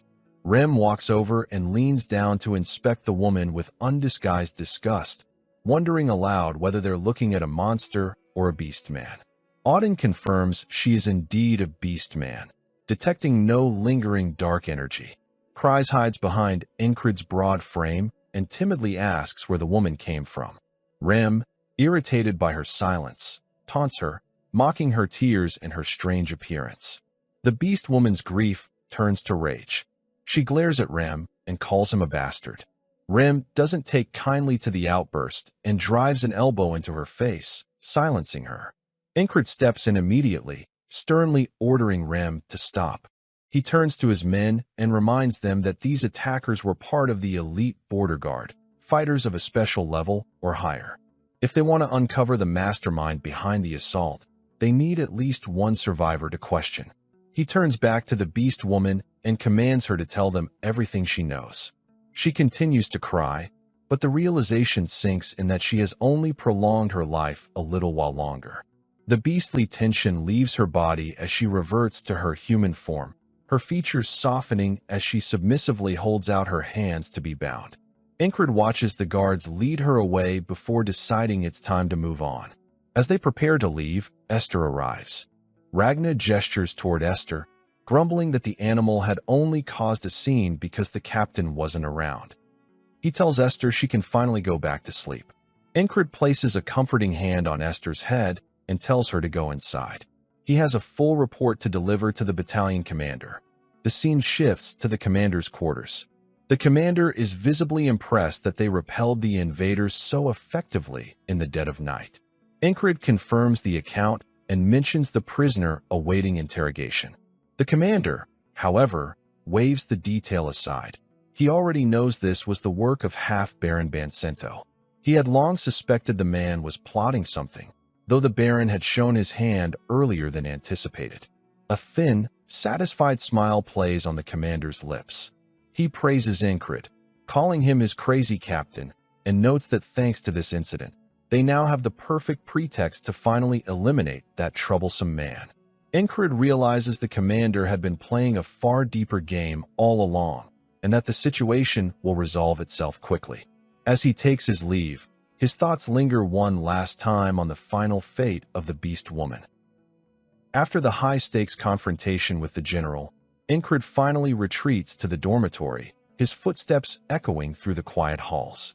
Inside, the air is thick with the scent of old iron and the heavy, stagnant exhaustion of soldiers who have reached their breaking point. Rem looks up from his bunk, his voice strained as he asks if the report is finally complete. Incred gives a weary nod of confirmation. Rem collapses back into his thin mattress, declaring that it is enough for one night, and that they should all simply surrender to sleep. Incred hesitates, his mind still buzzing with tactical failures and the frantic rhythm of the blades. He protests, insisting that they still need to sit down and review the nuances of the battle to ensure they aren't caught off guard again.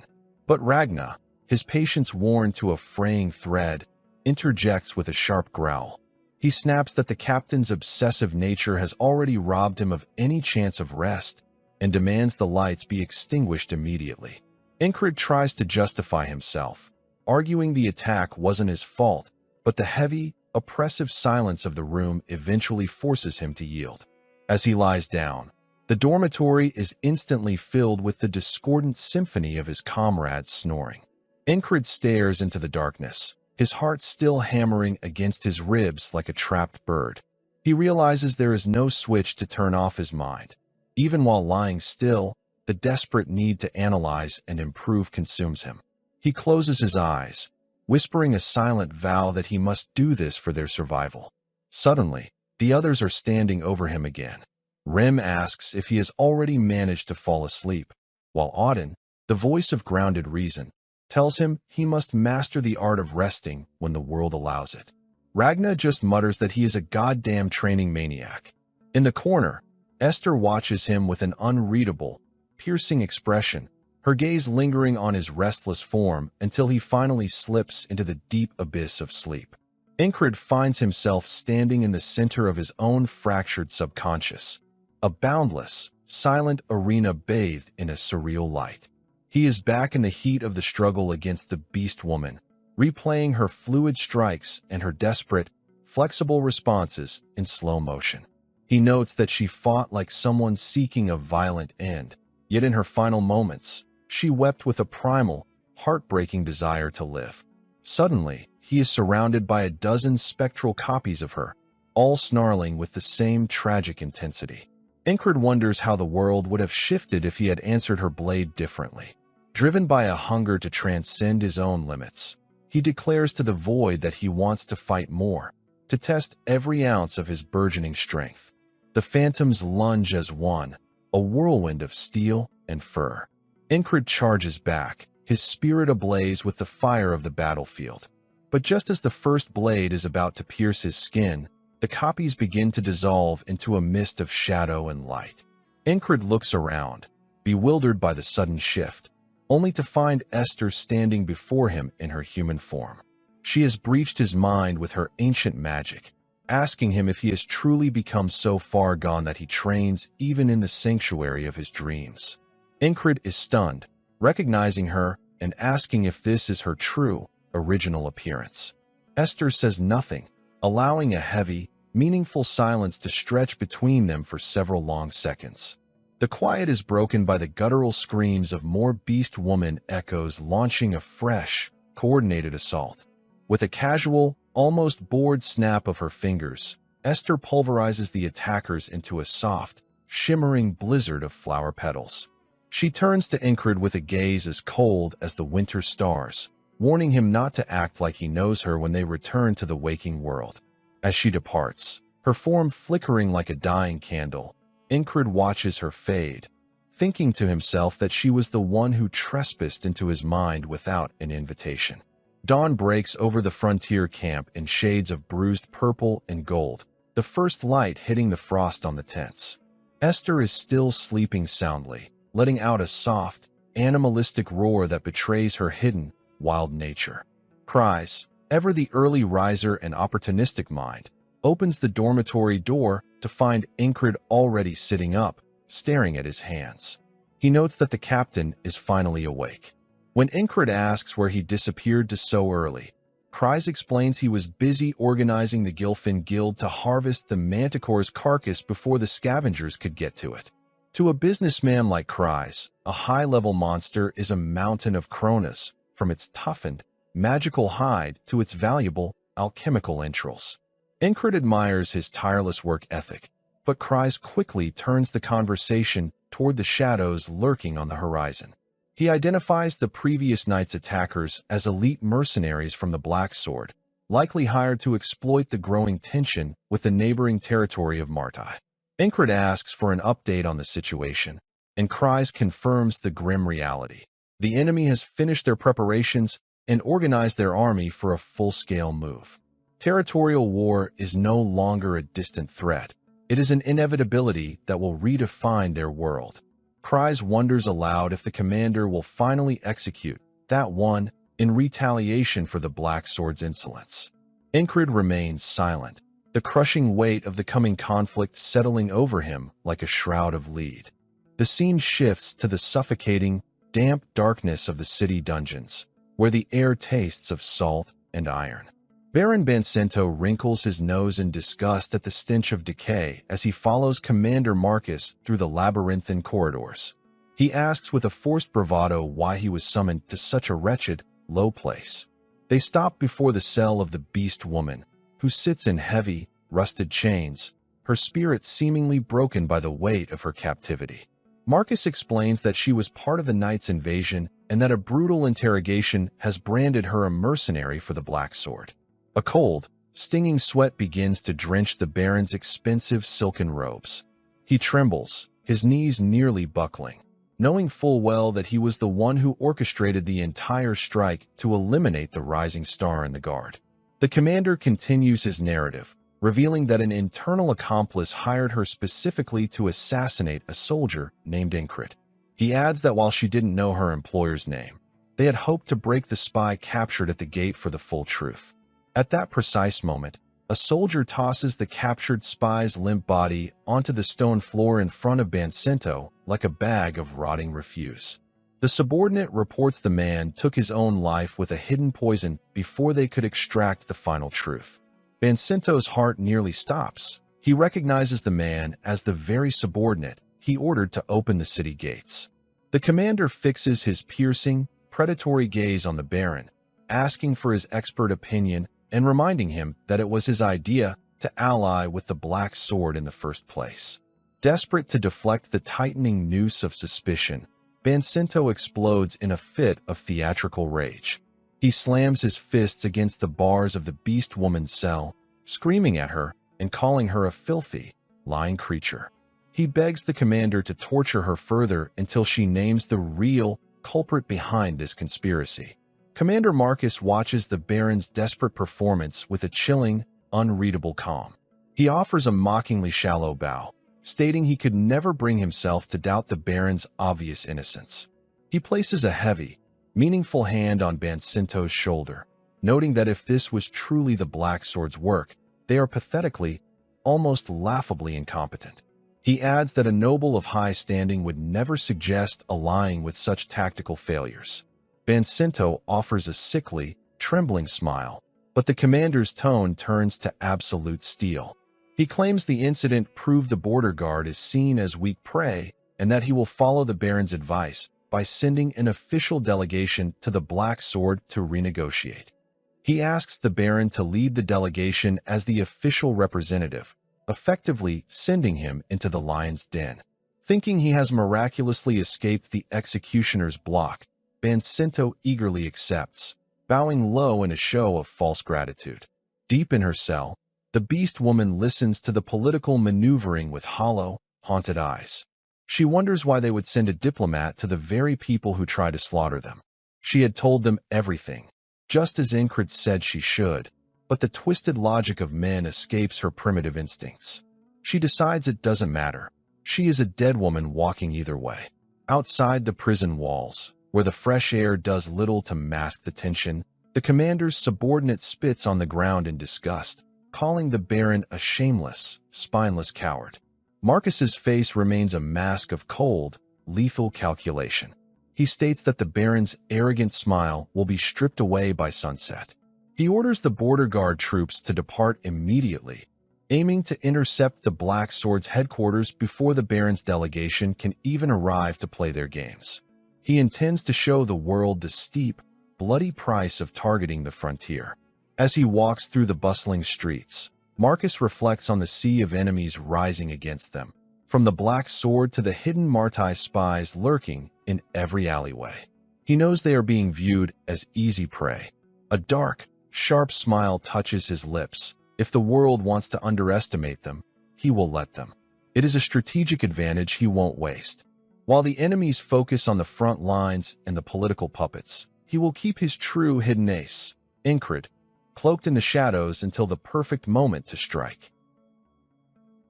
If you enjoyed the video, give it a like, subscribe to the channel, and hit the bell so you don't miss the next episode. Bye.